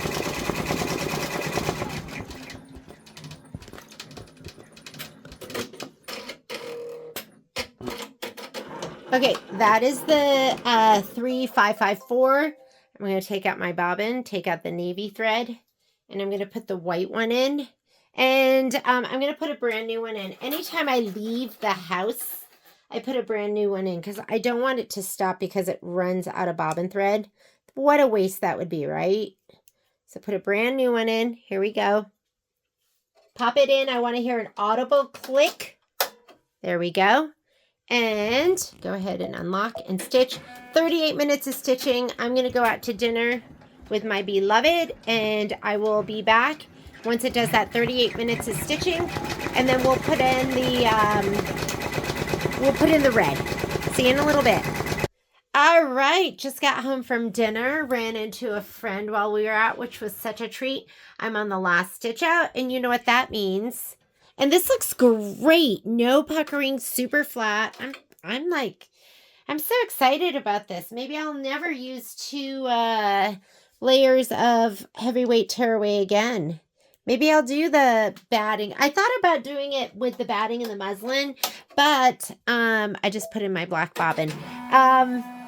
What I'm worried about is that even when you stitch it together, you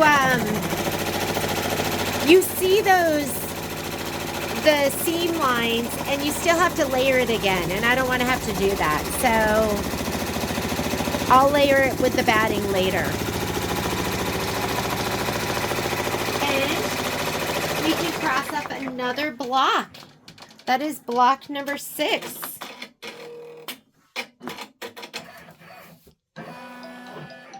Okay, let's wiggle this off. Slide it to the side. There it is. Isn't that cute? Whoops! Shoot. If you grab that, that's what happened before. That's how I dropped it, because I grabbed it here and the thing came off, and then I lost my grip on the entire thing. And time to rehoop. So I'm not going to do all of these. You guys, I kind of have an idea of what I'm doing, but it's looking awesome. It's looking so fantastic. Do you love it?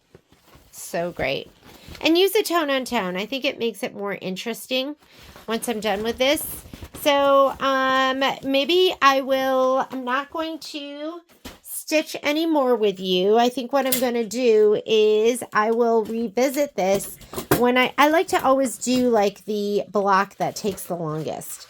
So I'm going to find the longest, most complicated block, or maybe I'll do the one with the highest stitch count. Like this has 26 colors. That's got 24. Okay, so I think what I'll do is maybe I'll do this one with you, and that way I can show you how I program a block that has more than 10 colors. Because then you're going to be putting in a bunch of stops, programming, all of that. So I'm just going to get stitched. I might do this one too. Maybe I'll do this one. So maybe tile 18 or 19. And I'm just going to get stitching. So you guys, I did the easy stuff. That was kind of lame, huh? I should have done the hard stuff. And maybe I'll do one of the bigger blocks because I'm going to have to do that in a different hoop. But it says 47,000 stitches, but it is only 18 color changes. And this one is 23. So I will come back when I'm ready to do something that has a lot of color changes. That's what I'm shooting for. Okay? Thanks for joining me for this, and I will see you later. Bye.